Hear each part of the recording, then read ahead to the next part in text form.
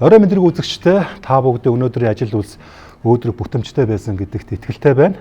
25 дугаар сууг телевизийн дуустугаарыг хилцүүлэг энэ удаагийн дугаараа өргөн барихад бэлэн болж байгаа юм аа. За тэгэхээр хэдийн 2026 он талдаа орж байх шүү байна. Нийгэм эдийн засгийн амьдрал буцалж байна. За тэр дундаа монголчуудын эрүүл мэнд, за тэр дундаа эрүүл мэндийн даатгалын тогтолцоо бол ихээхэн анхаарал татав болсон сэдэв болцоод байна. Тэгэхээр би яг энэ хүрээнд 5 зочныг урьж ирүүлсэн.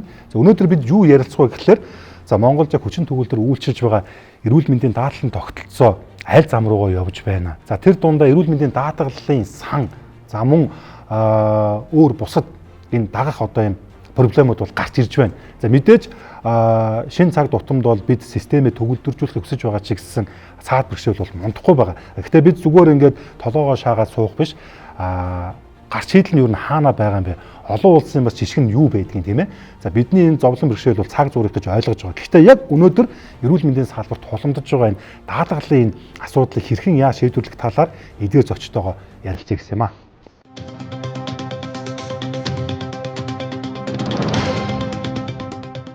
За ингээд хилцүүл хүрэлцэн ирсэн та тавдаа талархлаа илэрхийлье. Би одоо оршлоо яг ямар үг сонгох талаар их л толгой өгдлөө. Тэгээд маш хурдан ижиг шиг боллоо. Өнөөдөр хилцүүлгээ албан ёсоор эхлүүлье. За өнөөдөр манай хилцүүлгийн зочноор Сэвэнжавын Батбаатар эрүүл мэндийн даатгалын ерөнхий газрын дарга, Дорж сүрэнгийн баяр сайхан Дэлхийн эрүүл мэндийн байгууллагын эрүүл мэндийн системийн ахлах зөвлөх хасан доктор, Доржийн Дарима улсын 1-р төв эмнэлгийн дотоод шүүрэл судлал диабетийн төв тусгай үйлчлэгээний тасгийн их эмч, анагаах ухааны магистр ахлах зэрэг, Эрдэнийн Батүлзий улсын 1-р төв эмнэлгийн бүдүүн шулуун гэдэсний мэс задлын тасгийн эрхлэгч, зөвлөх зэргийн эмч, Жазаагийн амар санаа эрүүл мэндийн дэд сайд асан Аз намхан далайн элгэний эмгэг судлалын холбооны зөвлөх, анагаах ухааны доктор. Цаг маш бага байгаа учраас та бүгд маань хариултаа их товч тодорхой өгөөрэй. За хоёрдугаарт өөр хооронд үзэл бодол нийлэхгүй бол тэрийг бас нээлттэйгээр бас илэрхийлээрэй. Тэр нь надад их таатай байна. Хэрвээ ингэж жоохон сэдвээсээ гажуудаад юм уу арай өөр зүйл ярих юм бол өнөөдрөө би их хурлын спикер гэдгийг битээ мартаарай. За эхний асуулт. Би түрүү хэлсэн. Эрүүл мэндийн даатгалын тогтолцоо гэдэг бол маш том сэдв. За тэгээ яг үүнтэй холбоотойгоор нийгэмд их олон асуудал гарч ирж байна.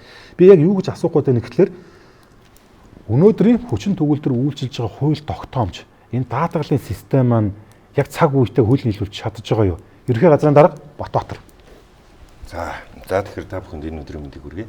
За эрүүл мэндийн даатгалын ерөнхий газар нь бол өнөөдөр эрүүл мэндийн байгууллагууд болох анхан шатны эрүүл мэндийн 554 эрүүл мэндийн байгууллагатай гэрээтэй ажилладаг, лавлгаа шатлалын 101 эрүүл мэндийн байгууллагатай гэрээтэй ажилладаг.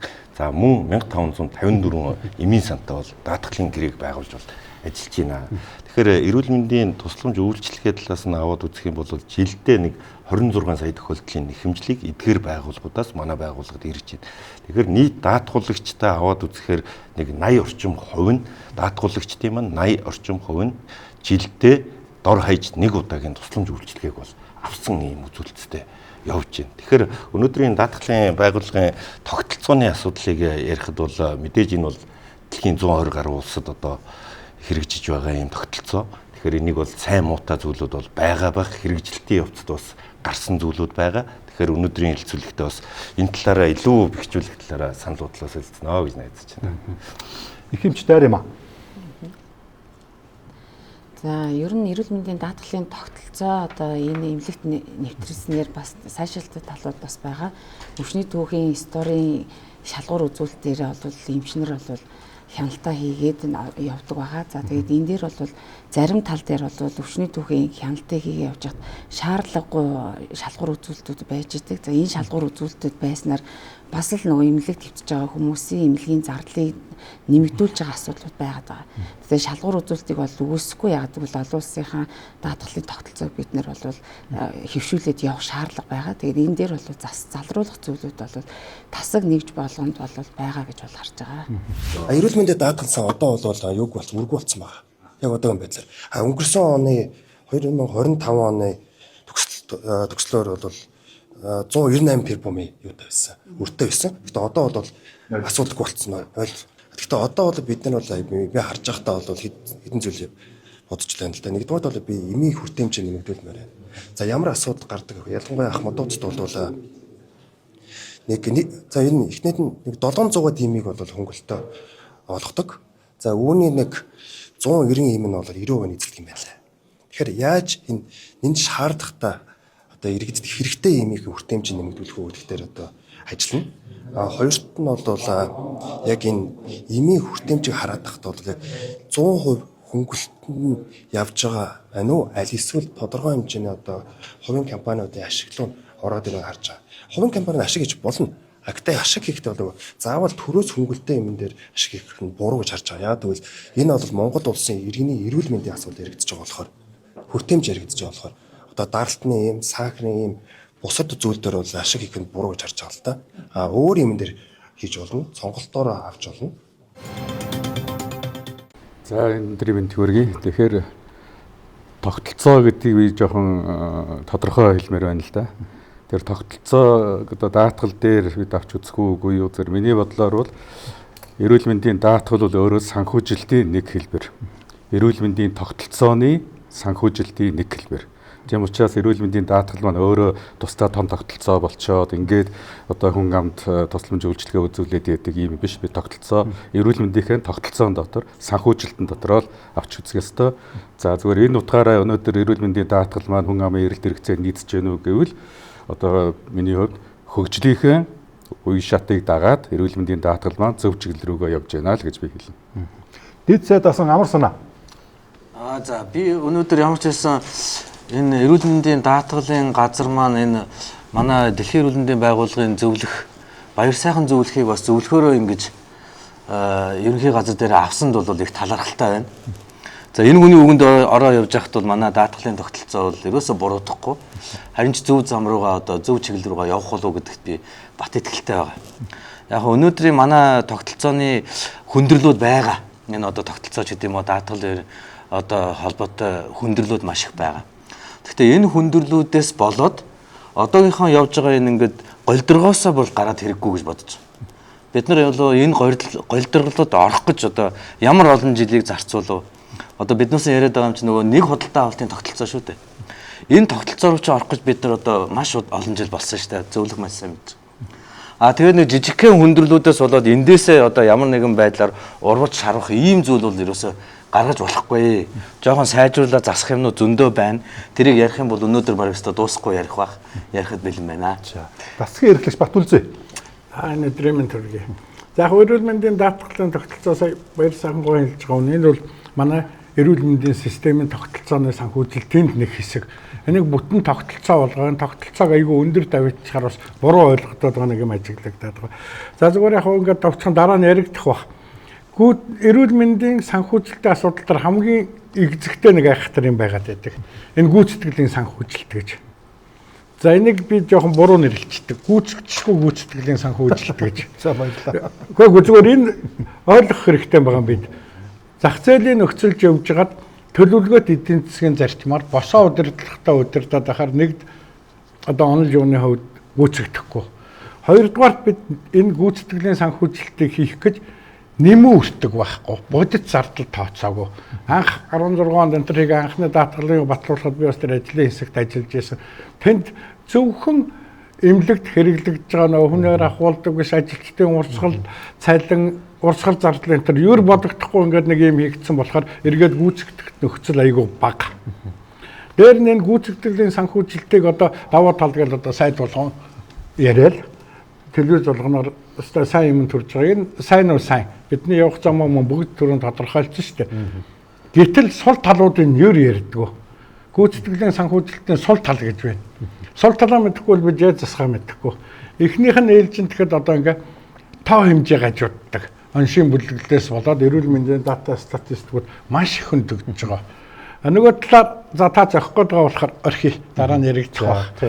Эмч эмнэлгийн ажилчид эмнэлгийнхэнтэй уулзаад явж байхад энэ хулгай зөвлөгөөний талаар маш их ярьж надаас асууж байгаа.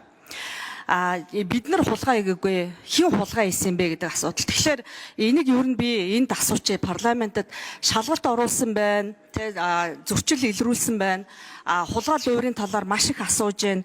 За зарим нэгэн хүн шалгагдаж байгаа яг нэрийг би мэдчихэж байгаа. Тэгэхдээ сая хэрвээ сайд нар эрүүл мэндийн даатгалын ерөнхий газрын дарга нар хулгайсан гэж байгаа бол ийм ерөнхийд нь биш нэр заагаад хэлэх боломж байна уу? Хин сайдын. За бодвол одоогийн сайд биш байлгүй шалгуулж байгаа юм чи мөнх сайхан сайдыг ярьж гин үү? Тэрний өмнөх сайдыг ярьж гин үү? Тэдгээрийг бүр өмнөхийг яриад байна уу? Тэгээ ер нь жоохон хувцас асуудал тавихгүй бол та тавч одоо нэг найзууч юм шиг яах гээд байна. Би ч одоос нь гал гаргаж хүсэж та ядыг үлсэн. За. Батбаатар дарга. Өнгөрсөн оны сүүлээр ажиллаа авсан. За. Ер нь бол ингээд хүн эрүүл мэндийн даатгалын ерөнхий газраас гадна нийгмийн даатгалын ерөнхий газар ч гэсэн салхи ороосоо гэж хэвлийнхэн бид харж ирсэн. За ер нь салхи ороо явж байгаа шүү байна. Зүгээр энэ хүндэл ярьж та битээ бодоорой. Яг одоо та ажиллаа аваад ингээд нэг хэдэн сарын хугацаа өнгөрлөө. Яг шийдэж чадсан яг гол 3 ажлаа та хэлтэй. За тэгэхээр хамгийн ихний асуудал бол бид бүхэн анхан шатны эрүүл мэндийн байгууллагуудад олгож байгаа санхүүжилтэнд бол тодорхой өөрчлөлтүүдийг хийлээ. Төлбөрийн аргаа одоо шинжилж чадлаа. Тэгэхээр 2022 оноос хойш бол анхан шатны эрүүл мэндийн байгууллагуудад бол нэг иргэнээр тооцсон норматив зардал, дөрвөн тусламж үйлчилгээний зардал гэж санхүүжилтийг бол олгодог. За ингээд явхаараа өөрөө лавлгай шатлын эрүүл мэндийн байгууллага дээр өнгөрсөн жилийн одоо статистик мэдээлэлээс аваад үзэхэд лавлгай шатлын эрүүл мэндийн байгууллага дээр авсан нийт иргэдийн тусламж үйлчилгээний 75% нь өөрөө анхан шатны эрүүл мэндийн байгууллага алгасаад үзүүлсэн байна.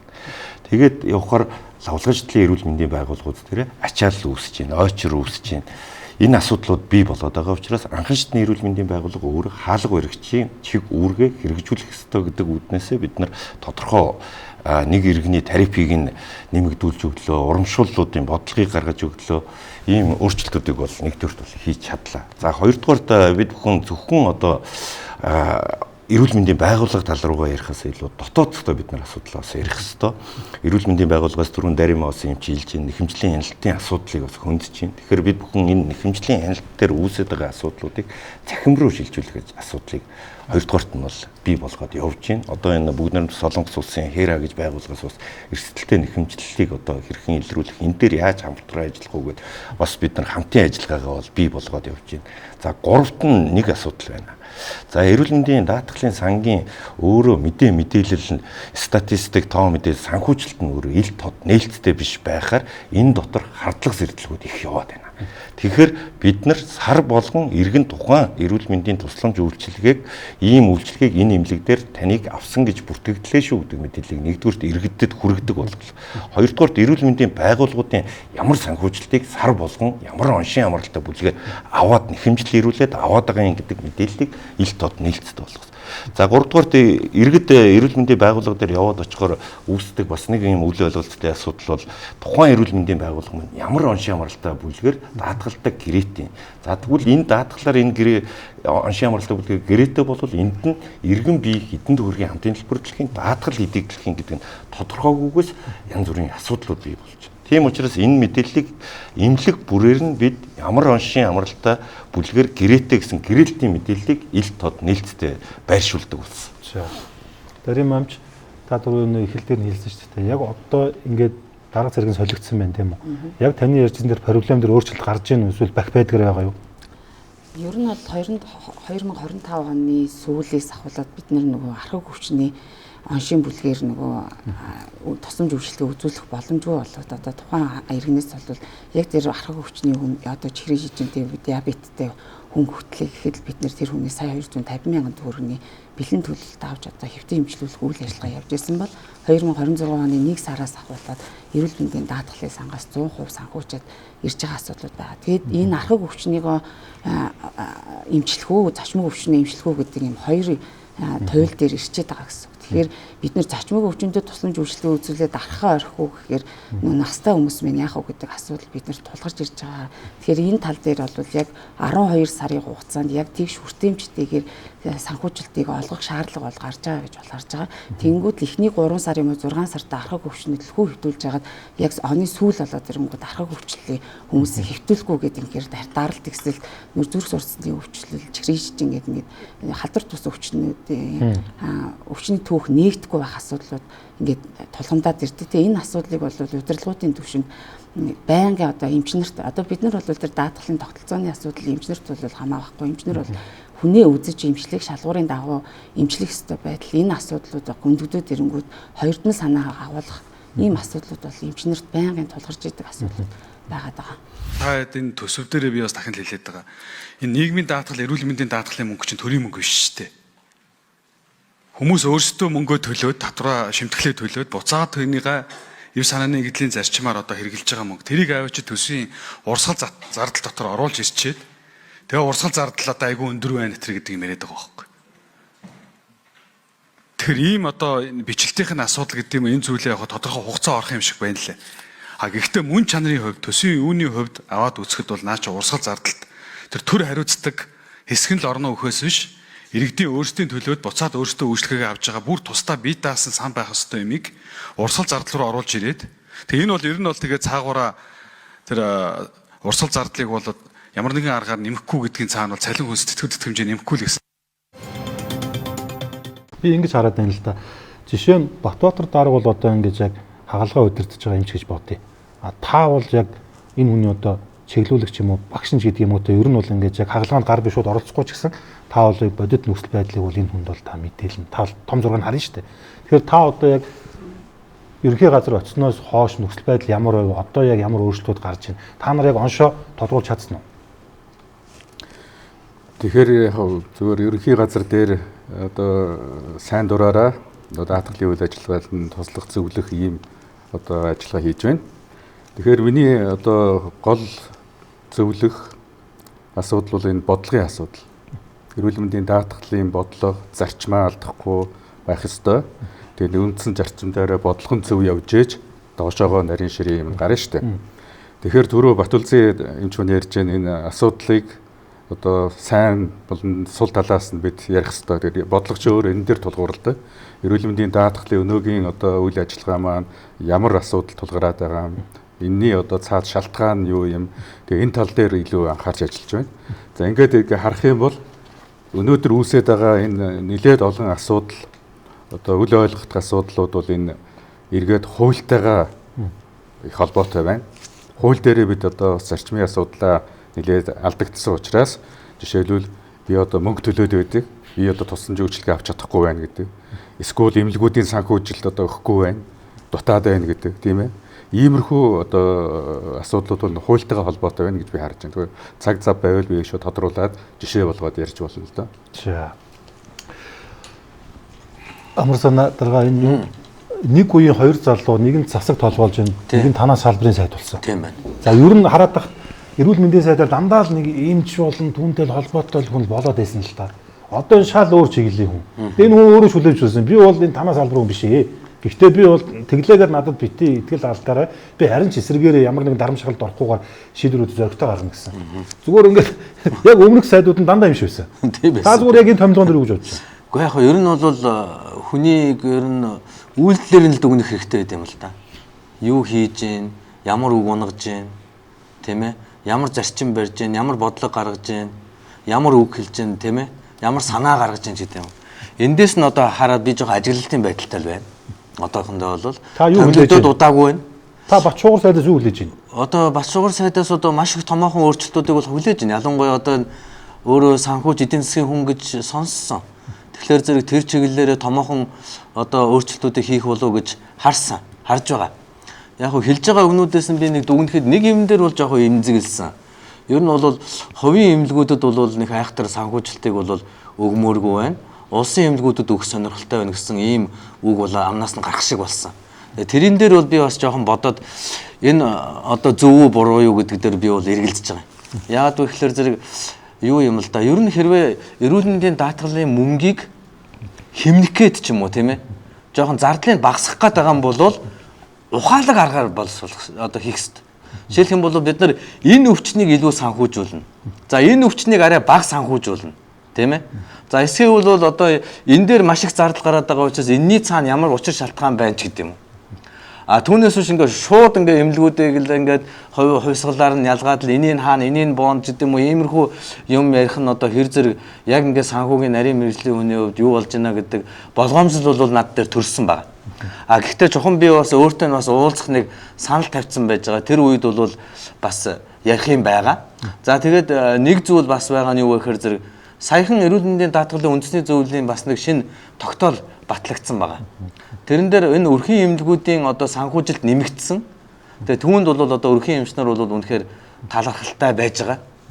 Гэхдээ энэ дээр нэг асуудал эргээд гараад ирсэн юу гэхээр зэрэг одоо нэг эмчэд ноогдох одоо хариуцах өвчтний одоо хүний хүн амын тоог нь болохоор хатуу заагаад өгсөн бэл. 1500 гэт. За ингээд хатуу заагаад өгчлөөр юу болж ийм гэхээр зэрэг нөгөө одоо өрхийн эрүүл мэндийн төвүүд маань яг тэр тоондоо тааруулахын тулд хүний нөөцөө нэмэхээсээр аргагүй болчихж байгаа. Эмчийн тоог нэмэхээсээр аргагүй болно. Тэгэнгүүт нөгөө өгч байгаа цалингийнх нь хэмжээ нь хүнийх нь тоо нэмэгдчихээр нөгөө л нэг хэмжээндээ буцаж очих гээд байгаа байхгүй. Тэгэхээр зэрэг үүнтэй холбогдоод манай эрүүл мэндийн яам одоо энэ та нар ингээд эмчийнхаа тоог нэмээч гэдэг ийм асуудал яриад эхэлж байгаа. За та яам юм.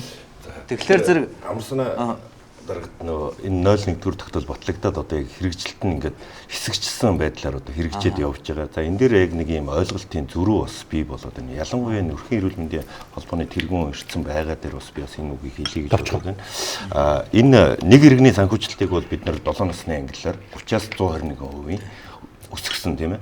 За үүн дээрээ нэмээд бид нар хэрвээ архаг өвчлөлтөө нийт Монгол Улсын хэмжээнд байгаа 240 мянган хүн өнгөрсөн жил ихэд архаг өвчтөй хүн лавлгаа шилтэлээр очиж 211.5 тэрбум үйлчлэгээ авчиад. Эдгээрийг та нар хянах юм бол нэг иргэний нэмсэн санхүүжилтээрээ дахиад 30% өгөө. За дээр нь таны дөрөвний хэлдэг 1500. За анхны эрүүл мэндийн байгууллагууд дээр яагаад иргэд маань очихгүй байгаа юм бэ?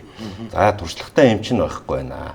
Дээрээс нь ачаал одоо нэг эмчэд хамгийн дээд нь 3900 оногдоод байна. Тэгэхээр энэ ачаал өндөр байгаад байна. За дээр нь туршлагагүй байна. Тэгэхээр энэ дээр хэрвээ танай өрхийн эрүүл мэндийн төв дээр 1500 хүн тутамдаа нэг эмч сувлагчийг ажилуулад дээр нь туршлагатай эмчийг ажилуулах юм бол бидний түрүүн олгосон дээр урамшуул хэлбэрээр нэмж олгоё гэдэг л асуудал явж байгаа. Дээр нь өрхийн эрүүл мэндийн төвийн дүрм гэж байдаг. Сайдаар батлагддаг. Энэ сайдаар батлагдж байгаа дүрм дээр юу зааж байгаа вэ гэхээр стандартыг одоо баталж өгөх ёстой. Тэн дээр салбарлаж болох буюу өнөөдөр Монгол Улсын хэмжээнд бид нар ингээд кластерыг бүтцээр нь аваад үзэхээр өрхийн эрүүл мэндийн төвүүд маань 100000 хүн тутамдаа байлаа гэж бодоход 3000 хүний төвлөрсөн газар нь байгаад үүдэлж байгаа 7000 нь одоо нааша алхаж ирдэг ч гэдэг юм уу хол юм асалтын зай байгаа. Тийм учраас бид нар энэ өрхийн эрүүл мэндийн төвүүдийг дахиж зүгээр салбарлах буюу 20-30 м квадрат өрөөнд тухайн эмч өвчтнөө хяналтаа тавих, эрсдлээ тодорхойлох тэр үйлчлэгийг үзүүлээч л гэдэг юм урамшууллын механизм шүү. Тэрнээс биш хатуу тогтоцсон тийм биш байгаа шүү. Тэгсэн чинь яамнаас болохоор зэрэг одоо ингээ стандарт өөрчлөн, дүрмийн чинь өөрчлөн гэдэг л асуудал бас яриад эхэлсэн байна лээ. Тэгээд бид нар ч одоо нөгөө нэг яг цалингаа нэмэх гэхлээр зэрэг дагаад эмчийн тоо нэмэгдчихээр бас хүндрэл үүсч гээд ийм асуудал байна. Зохион байгуулалтын л асуудал. Батлсан юм чи энэ юу хөө? Шинэ сайд чинь нэг юм ярьсан. Энэ нөгөө нэг энэ эрүүл мэндийн даатгалын асуудал дээр ингээд бүтэн одоо өдөр суулаа л гэж хэдэн өдөр суусан гэж байгаа юм те. Тэгэл 2.4 их 80 гэдэг чинь баг туулын хурдны замын санхүүжилт баг явж байна л те. Энэ их маш их мөнгө. За тэгснээ энд нэг юм явж байгаа. Би одоо те энэ эрүүл мэндийн даатгалын системийг захимжуулна гэж байгаа. Гэхдээ би ч одоо захим үндэстэн болсон гэж ойлгоод байгаа шүү дээ. Энэ чинь одоо захим болоогүй юм уу? Нэг хоёрдугаар дэвтэр бариад гүйдэг үеийг зогсооно л гэж. Энэ өчир хүн дэвтэр бариад гүйчлээ. Би эмнэлэг дээр таарсан хүмүүс бариад гүйчлээ. Тэг хизээ захим болдсон бол тэгээд энэ та нарт юу жоо төвхтэй юуныг цаас бариад гүйгээд байгаа. Төвхтэй. За. За яг зүгээр хурдан ирэхгүй л энэ чинь бас хэцүү асуудал болоод байгаа тий. За зүгээр даатгал бол том бүтц. За даатгалын системээр одоо бүх энэ үйлчлэгээ бараг үйлчлүүлээд төлбөр тооцоо хийдэг тийм эдийн засгт улс гэж байхгүй. Бүгд даатгалын хомсдолтой байдаг. Хавсарсан юм одоо хувийн даатгал хөгжүүлэх хэрэгтэй. Нэгдүгээр. За хоёрдугаар сайд суугаад одоо түрүүн та асууж байгаа газрын даргаыг одоо очоо юу өөрчлөгдөн сайн энэгээр шийдэхгүй. Нөө түрүүнийхээ юмруу би нэг цогсорчээ. Сул талуудаа ойлгохгүй. Нэгдүгээр одоо ирэмблэх юм олохгүй. Шинэ урьдчилан сэргийлэх үзлэг гэл. Ямрын үзэж энд хөрөнгө зарах даатгалын сангаас ямрын зарахгүй. Сэр би нэг жил гарангийн өмнө нэг шогийн үзсэн шүү. 6 настай хүүхдүүдийг шүдний үзлэг урьдчилан сэргийл. Тэр шаардлагатай 6 нас хүрээтэй тэр өвчтөй ч өвдгөж унаад дуусах юм. Ингээд энэ юмаа ирэмбэлж мэдэхгүй байна нэгдүгээр. За хоёрдугаар асуудал болоод ирэхээр тоон дээр ажиллаад чанар байхгүй болж байна. Ердөөс эмнэлэгчийн санхүүжилт авахын тулд сая төгрөг авахын тулд тоол хөөцөлдөөд байна. Чанарын асуудал байхгүй. За гуравдугаар даатгалын газраас нэг гажуудлал гардаг. Тоглоомын гажуудлал энэ сул тал нь байдаг. Яг тэгэхээр эднээс чинь өөрсдөө хэрэгжүүлэх бүтцээ ингээл танилцуулаад яваад байдаг. Тэр нь бол одоо ингээд нийт иргэд ард түмэнд болохоор тоглоом шиг ойлгохдоо биелэхгүй ингээд сул талуудаа засч чадахгүй байгаа болохоор ингээд ийм олон сул талууд аягүй олон бай цаг хэмнэлд ингээд яа. За зүгээр ингээд сайдын өвд хэлж байгаа энэ юу ч өөрчлөлт цахим болгох ёстой юу ёстой. Одоо ингээд суусан амар санаа дарга байгаа өндөр хөгжилтэй улсууд одоо та мэдж байгаа Герман, Европын орнууд өрхийн эмчийн үйлчилгээ family doctor маш өндөр түвшинд байх хэрэгтэй. 3 дугаар шатлын бид хүнээ эмчилчээд өрхийн эмчид дараагийн асуудлаа явуулдаг. Өрхийн эмч тэнд сонгоо бидэнд явуулдаг. Ингэхгүй ингээд юм замбраагүй яваад гарч бас даатгалд аягүй хөнөөлтэй байгаа. Тэгээ энэ уул ганц хийх ажил байгаа бидэнд. Өрхийн эмчийн холбоо амар санаа дарга. За. Бүх эмч ID кодтай. Баяр сайхан дарга мэдж байгаа. Өржихэд 007. Тэгээд би гарахад цахимаар юмаа бөглөөд тэр ID кодоо тавина ухаас миний гарын усыг тамга тарнаг карт юм хамаагүй. За гэтэл чинь бидэнд нэг хүндрэлтэй юм байгаа. Гэл самжууллаа шүү. Юу гэхээр энэ e-health програм манайх одоо 17 он жагаад нөө хөрөнгөний нэвтрүүлэлт шийдлэг дам сайд шоронд очоод энэ эмнэлгийн тогтсон үйлчилгээний компаниудыг том Siemens Center ингээ эмнэлгийн хийдэг том компаниуд хийдэг. Тэрийг өөр улс орн орчуулж бүрэн ашигладаг. Гэтэл чинь бид хийхгээ хэсэгчилж хийгээ. Тэгээ үн цэнтэй нөгөө MRI шинжилгээ зураг одоо файл ихтэй юмнууд нь явдггүй ингээ бид нөө цахим болоогүй шүү дээ. Цаас цахим хоёр хавсарсан болсон юм бол. За. Би групптэй байхгүй. Одоо хөвтмөр өдөг. Хөвтөхгүй байна ерөөсөө ингээд очоод цаг үйл байхгүй байл. Эсвэл 100 төлбөрөө өөрөө төлж хэвтгээд байгаа байхгүй. Асуусан нэг 300-400 юм шүү. Тэр төлж хэвтэх юм шүү тий. 5-7 хоног хэвтгээд. Би одоо 27-8 жил одоо нийгмийн даатгал төлөөд одоогийн байдлаар бол бүрөвт үйдэг. Тэгээ одоо нэмлэгт үзүүлэх гэхээр ерөөсөө энэ даатгалын санхүүжилт байхгүй л бүх юм өөрөөсөө. Одоо би ингээд бүрээ дутагдалд орцсон. Ерөнхийдөө зүрхний стенттэй тэгээд ийм хүн юм байгаа. Тэгээд одоо энэ эмнэлэг твтий гэхээр одоо эмнэлэг санхүүжилт байхгүй гэдэг улиралтыг удаа хөвчдөг гэсэн тэрийгэ чадгаа байсан. Сая одоо хөвтий гэхээр доотлон 600 сая төгрөг төлөхөөр тийм байна. Тэгээ би ч одоо группийн мөнгө нэг 600 хүрэхгүй авдаг гэж ширээгээ 7 хоног хөвтөөд яхад хүрэхгүй л мөнгө авч ирэх гэсэн үг шүү дээ. Тэгээд тэрийгэ одоо өгөөд хөвтнө гэхээр би чинь бусад ийм тариага сарын туршуугаар авах тийм ээ. Гэхдээ одоо хэцүү л байгаа шүү дээ. Насаараа энэ чинь эмнэлэг юугаар нь явуулна гэж авдаг юм авчихад л тэгэл яг эмнэлгээр явахаар тэр нь ч тийм энэ чинь ингээд юу н айгүй хүн сурталтай. Гэмтлийн эмчнэр бол өстой эмнэлгийн эмчнэр амар хүн сурталтай. Уурлаад л бараг өдөөс яргунаал загнаал тиймэрхүү л. Юу н хэцүү л байгаа шүү дээ. Энэ чинь өгсөн мөнгөндөө эргээгээд нөгөө юугаа авч чадахгүй шүү дээ. Төлсөн мөнгөндөө. Доктор дарга энэ зургийг хараад юу гэж бодож байна? Энэ зүгээр шок зураг юм л та. Би зүгээр нийгмийн даатгал болон эрүүл мэндийн даатгалын тогтолцоог одоо л бид төгөлдржүүлж чадахгүй бол мүдхийг ийм нөхцөлд очино. Эхнээсээ ч очиод эхэлж байгаа. Энийг яг зарим хүмүүс бол зах зээлийн зарчим те одоо юу гэдгийг урсгалаараа гэж тайлбарлана л та. Гэхдээ сар болгоны цалин дээрээс эрүүл мэндийн даатгалд татвар хураамж төлж байгаа. Татвар жилэхгүй байгаа. Энийг хуримтлал гэж танаа салбараар хэлдэг. Гэхдээ одоо захын нийгэмдэр очихоор маарл бент байхгүй. Зарим юм тариага өөрөө гаднаас авчирч байна. Бүр зааж өгсөн аптек хүн гүйж байгаа. За ер нь бол одоо үйлчлүүлж өвчтөн бол нэг ATM болон карт гэж харахгүй байх л та. Би арай муугаар харуулсан баг. Гэхдээ яг одоо яг ийм нөхцөл байдалд очихын тулд ер нь яг бид яах ёстой юм бол те. Би танаа байгууллага бол эсвэл нийт салбараа шүүмжилж байгаа юм шиг шүү дээ. Би эргүү хүний хувьд ингээд асууж байгаа. Ер нь яг яах ёстой юм бол те. Бид нар нэг тийм одоо чөтгөрийн тойрог гэж байдаг бол тэнд байх шиг байна. Гэхдээ гарахын тулд ингээд зөвхөн нэг байгууллага юм уу нэг дарга бол энийг шийдэж чадахгүй л те. Системээр л хөдлөх ёстой байна. Энэ зураг шиг нөхцөл байдалд очихын тулд яах ёстой бол. За тэгэхээр эрүүл мэндийн даатгалын байгууллага гэдэг бол өөрөө одоо эмнэлгийг санхүүжүүлэгч одоо байгууллага бол биш ээ. Эрүүл мэндийн даатгалын байгууллага гэдэг даатгуулагч иргэдтэй чанартай тусламж үйлчилгээг зөв газраас нь эдийн засгийн хувьд үр ашигтай, эмнэлзэн хувьд үр ашигтай байдлаар одоо худалдаж авахыг зохион байгуулах чиг үүрэгтэй байгууллага. За тэгэхээр энэ тогтолцооны асуудал руу ороод ирвэл энэ стратеги худалдаа авахчийн чиг үүргийг одоо бид бүхэн хэрэгжүүлээд бас тодорхой 5 жилийн хугацааг ингээд өнгөрөөж байна. Тэгээ энэ хугацаанд бол Монгол улсад одоо өмнөхөө бид нар хараад үзэх юм бол энэ бас монголчууд ард иргэдэдтэй эрүүл мэндийн салбарт ч гэсэн ол дамжилтуудыг бол бий болгоцжээ. Өмнө нь гадагшаа урсчихсан тэр их урсгалууд өнөөдөр дотооддоо үлдчихэж байна. Монгол эмч нар өнөөдөр дэлхийн хэмжээний технологиг Монголдо нутагшуулаад дэлхийн хэмжээний эмч нартай өрсөлдөхүйц хэмжээний энэ боломжийг бол энэ өөрөө бүрдүүлж өгсөн юм аа. За нөгөө талдаа бид бүхний одоо энэ Мэдээж эрүүл мэндийн тусламж үйлчилгээ бол эрэлт хэрэгцээ бол мэдээж өндөр жилээс жилд одоо нас уртсаж байна. Архаг өвчлөл бий болж байна. Хавсарсан өвчтнүүд бий болж байна. Тэгэхээр мэдээж биднэрт шаардлагатай тусламж авах хэрэгцээ шаардлагууд хязгааргүй байгаа. Нөгөө талдаа эрүүл мэндийн даатгалын сан гэдэг бол жилийнхээ төсөвдөө батлагдсан төсвийнхээ хүрээнд зарцуулалтыг олгодог юм сан. Тэгэхээр тодорхой хязгаартай гэсэн.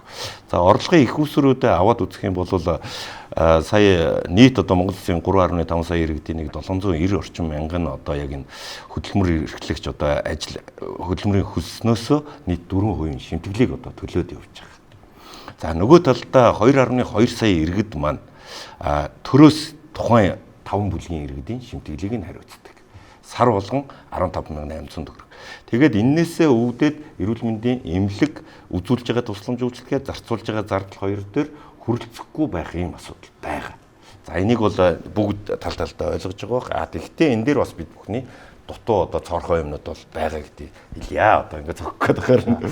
Иймч одоо энэ дээр асууж байгаа шүү. Та нар дээр ингээд иргэд очиж байгаа. Тэнгүүд ингээд яг яалч үн гаднаас авчрын тариа ч юм уу зарим зүйл нь одоо ингээд санхүүжилт олгохдохгүй шүү дээ. Танаа санаж нэг жил гарангийн өмнө хан уулын эмнэлэг дээр хүртэл ингээд эмгтээчүүдийг үзэхэд хүртэл ингээд малгай бэлээ одоо байхгүй байна те зүгээр хүнсний тормоор эргэлж ийн гэл нүд талхирмаар гарч ирсэн шүү дээ те. Энэ чинь бас л нөө санхүүжилттэй холбоотой. Иймч эргэн хоёрын хооронд ингээд үннээс болж үйл ойлголт гарах уу? Ер нь энэс олж үйл ойлголцлууд бол гарна шүү дээ. Тэгээ яг энэ нөгөө тухайн одоо нэг өндөр өртөгтэй ийм тариа эмнэлэгт байхгүй тохиолдолд заавал ар гэрээр ахуулна. Гэхдээ нөгөө зөвшөлтчлийн гэрээ дээр юм ийм гэдэг цаасан дээр бичиж байж байгаа. Тэгээд амбулатор дээр одоо тэр e-health програм дээр одоо 10 минут гэж нэг юм байгаад байгаа. Тэр бол заримдаа бол зарим юунд бол нийцэх байгаа даа. Яг бол 10 минутын дотор тэр цахим дээр 300 өгд багтаасан тухайн хүний мэдээллийг шивж оруулах шаардлага гарч байгаа. Тэгээ шивж оруулсан мэдээллийг цаатлын дараагийн эмнэлэг нь яаж амбулаторын үзэлгээд шивж харах уу гэд хүн болго өөр байх болдог. Тэгтэл 10 минуттай багтаж бид нэр цахимжилтыг хийх бүрэн боломж бас байхгүй байгаа даа. Нөгөө талаар амбал тасаг твтэмжлүүлж байгаа хүмүүсийн 100% цахимжилт орцсон хэрний цаасан хэлбэр нь яваад байгаа. Ингээд хоёр давхардал үүсгэр санхүүгийн талаас бас өртгийн улам нэмэгдэж гин гэж харах гэдэг. Тэгээд энэ хэвтэлтийн нөгөө одоо өрхийн эмнэлгээс эмнэлэгт бол энэ архаг хөвчлөлийн одоо чихрийн диабетик тэгээд зүрх судасны өвчлөлийн хяналтыг хийгээд явах юм бол 3 дугаар шатлалд очих тэр санхүүгийн одоо юунд бол шууд нөлөөлнө гэж харж байгаа нэг талаас. Саяных дээр нэмээд хэлчихье. Манай эрүүл мэндийн даатгалын багцад нийт 700 оншийн амралтай бүлэг байдаг. За энэ нь одоо өртгийн жингээр онш болгоны өртөг гэж тооцогддог. Тэгэхээр хэрвээ түрүүн таны хэлдгээр иргэн эрүүл мэндийн байгууллага дээр очиод эм тариаг хувьяасаа ахуулаад байгаа бол энэ зөрчил гэсэн үг. Тухайн иргэн энийг эрүүл мэндийн даатгалын байгууллагад мэдээлсэн тохиолдолд бид тухайн иргэний хувьяасаа гаргасан мөнгийг бол гаргуулж өгнө. Хэрвээ даримаа эмчийн хэлдгээр зөвшөөрөөд тухайн энэ эмчилгээний одоо ийм тарианы хэрэгсэл байхгүй болоод тухайн үед нь тасалдсан үед нь иргэн зөвшөөрөөд авсан тохиолдолд буцааж санхүүжилтээ авсныхаа дараа буцааж өгөх бас үүрэгтэй. Тэгэхээр энэ дээр бол манай энэ оншийн амралтай бүлэг гэдэг өөрөө төлбөрийн арга маань өөрөө FIFO сервис биш, энэ үйлдэлээр нь биш багцалж одоо бүх зардал нь орцсон гэсэн үг тухайн эмчилгээг авах. За. Доктор хэлээ. За одоо хэлээ. За энэ бол айгүй том асуудал. Энэ даатгалд мөнгө буцааж өгнө гэдэг бол яста хэдийн эмчнэрийг бол толгойг нь хуглаад нэр хүндийг унгааж байгаа амар том асуудал. Бид юм захидаг хэрэгцээ чамаа захина байгууллага хангахгүй. За тэгэхээр дараа наа чинь бөөм хил ам байдаг. Энийг аавна гэ. Тэгээд даатгалын газар тэр үнэртийг шийддэггүй, эмнэлэгч шийддэг.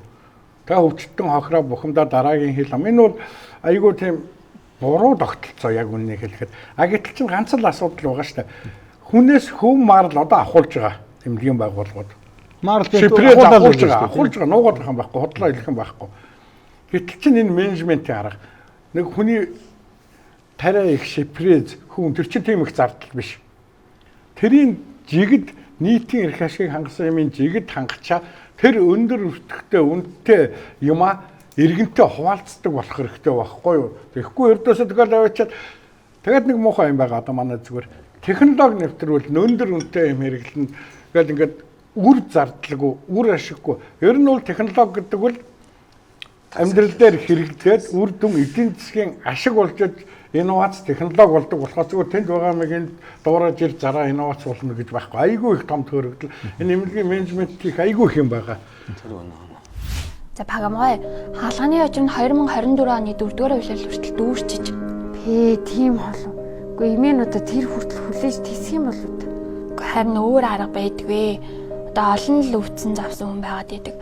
Тэгээд ер нь бол миний сонсноор энэ хаалгаач нь хувийн эмнэлэгт 6-8 сая төгрөгийн ханштай хийдэг юм байна. Уг нь та хийлгэх гэх юм бол энэ 7 хоногт л орчих боломжтой байд юм байна. Имэн одоо тэтгэврийн хідэн цааснаас илүү гардгүй юм чи. Яаж тэр их мөнгөийг төлж хагалгаанд орох вэ? Тэгвэл Пагамгай та одоо эмээ сайн уугаад, яг цагаар нь уугаад, гамаа сайн бариад тэгээд одоо хоёлаа хаалганы ойчроо хүлээхээс л өөр аргагүй нэ. За одоо тэг өөр аргагүй бол одоо эмээ тэр хүртэл одоо бие бодчихсан. За баярлалаа минийхүү баяртай. За баяртай та.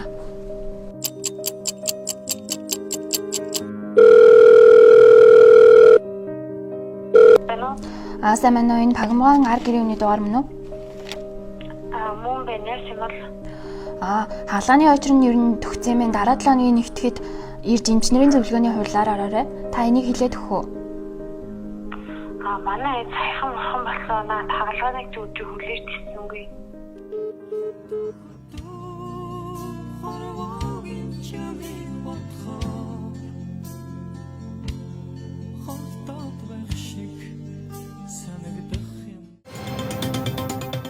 Та юу гэж бодож байна? Одоо яг манайх шиг энэ замыг туулаад яг одоо тэр системийг төгөлдөрсөн улс орны жишээ байна уу? Яа тийм бол? Үгүй ээ, ер нь дэлхийд одоо тийм төгс төгөлдөр эрүүл мэндийн тогтолцоотой орн гэж байхгүй л те. Бүгдэд өөрсдийнх нь асуудал бий, бүгд энийг шийдэхин тулд явж байгаа. Тэгээ гол үнэлдэг үр дүн бол нийт хүн ам хэрэгцээтэй үедээ шаардлагатай цаг тусламжийг санхүүгийн дарамтгүй авч чадж гэнэ үү гэдэг л асуудал. Тэгээ энэ л гол үзүүлэлт. Тэгэхээр энэ лүү одоо ойртож байгаа орнууд бол үндсэндээ одоо улсын санхүүжилт буюу улсын төсөв, эрүүл мэндийн албан журмын даатгалаар зөнхөлсөн ийм тогтолцоогоор хүрч байгаа. Тэгээ энийг бол одоо маргах юм ерөөсөй байхгүй энэ дээр. Тэгээ энэ дээр жишээ хэлэх юм бол энэ CEO World гэдэг энэ одоо 20 сая орчим уншигчтай энэ сэтгүүл байдаг энэ CEO нарын одоо дунд мундаг тэн дээр дэлхийн шилдэг одоо эрүүл мэндийн тогтолцоотой орн 20 орныг сая гаргасан байна л да 26 он. Тэрний одоо 10 орн нь бол эрүүл мэндийн даатгалтай орн. За тэрийг бүр хамгийн тэргүүлж байгаа нь одоо Хятадын Тайван, тэгээд Солонгос, Герман, Нидерланд, Япон гэж явж байгаа байхгүй. Бүгд даатгалтай. Тэгэхээр зэрэг даатгалын ач тус өнөөдөр алдагдаагүй байна. За түрүү одоо зүгээр цаг байвал юу одоо эмнэлгүүд өвчтнөөс юм гаргуулж байна. Ингээд эмч өвчтнийг одоо мөнгө гэж харж байна. Банкны карт гэдэг. Энэ дээр зүгээр санаатай хэлгээд энэ асуудлын гол нь хаана байгаа юм бэ? Энэ чинь нөгөө тогтолцоогоор нь би томоор нь харах хэрэгтэй. Тийм ээ. Өнөөдөр байга орлогоосоо давсан зардалтай болчлоо шүү дээ бид нэр. Тэгэхээр зэрэг нөгөө зардал нь хүрэхгүй учраас одоо эмчнэр юу ингээд өвчтнөөс нь асуудал үүсэж байна. Ингээд энэ олон асуудал чинь зардал нь орлогоосоо давчаад байгаа холбоотой байхгүй. Тэрнээс биш нэг эмнэлэг одоо нэг өвчтнөөс тариа шифрий завчир тэрнээс ашиг машиг хийх юм байхгүй шүү дээ энэ дээр бол. Энэнийг одоо бид яах вэ гэвэл зардлаа хянах ёстой, зардлаа оновчтой болгох ёстой, зардлыг одоо оновчтой болох аргыг түр Батулсын юмч ярьлаа шүү дээ. Анхан шат руугаа би хөрөнгө оруулалт. Аль болохоор бага зардлаар олон хүнийг эрүүл байлгах, анхан шат дээр хяналт тавьж хаалга барих гэдэг юм л да. Эндээсээ дээшээ хүнд өвчтэй улсуудаа шатлаар дээш нь явуулна. Та өрхийн эмнэлэг хэлээд байна. Тий, өрхийн эмнэлэг тий. Анхан шат өвлөгийн эмнэлэг дээрээс эндээсээ хяналтаа явахгүй бол бид нар чинь одоо нөгөө өрхийн эмнэлэгээ юу босхийг алга болгочлоо шүү дээ. Тэгэхээр зэрэг бүгд ингээд одоо байхгүй болсон. Тий, удирдлага зохион байгуулалтын асуудал. Энэ бол нэг тийм ноцтой асуудал бол биш. Зохицуулж болох шийдэх боломжтой асуудал. Би бол 13-ын ааг цуцалдаг нь их буруу юм болцсон болов гэж бодож байна. Би бол бодохдоо тухайн үед нөгөө сонгуул ойртсон байсан учраас популист одоо янз бүрийн одоо шийдвэр гаргаад 13-ыг ааг цуцалчих юм бол одоо их ард түмэн баярлах юм болов гэж бодоод тийм одоо шийдвэр гаргацсан болов гэж харж байгаа юм. Үндсэндээ 13-ын А гэдэг чинь одоо нөгөө нэг хаалга баригчдын тогтолцоо юм л та. Тэгээ тэр тогтолцоог аваад хайчаар чинь энэ өндөр үнэтэй өндөр өртөгтэй 3 дахь шатлалын эмнэлэг рүү хүн болгоно явах нь бол тодорхой харагдажсэн шүү дээ. Энэ шийдвэрийг гарангуут нь л одоо За энэ ч одоо буруу юм болчлоо доо гэж харж ирсэн. Харамсалтай тийм шийдвэр гараа явьсан учраас одоо тэрийгэ буцаагаад байранд нь тавих гэж бас л зовж л байх шиг байна. Гэтэ яг би саяхан нэг шинээр томилогдсон Батшугар сайд хэвлэлээр ярьж байхын нэг харсан юм аа. Юу гэж ярьж ирсэн хэр зэрэг давхцсан шинжилгээнүүд маш олон байна гэдэг. Бүр цусны дэлгэрэнгүй нэг хүн бараг 30 хэдэн удаа өгчихсөн байна гэдэг. Энэ давхцлыг одоо арилгана гэж хэлэхээр би их олзуулахж дотроо баярлж байлаа л да. Бас тиймээ салбарын бос хүн ч гэсэн том асуудлыг олоод харцсан байна. Тэгээ энэ давхцлыг бол үнэхээр цахимын аргаар ч гэдэм үү одоо зарим бүр тэр нөгөө юу гэдэг вүлээ юугаар бол биткойн нөгөө нэг юу гэдэг вүлээ тэр чинь дижитал аргаар бол шийдэж болдог юм шиг байлээ.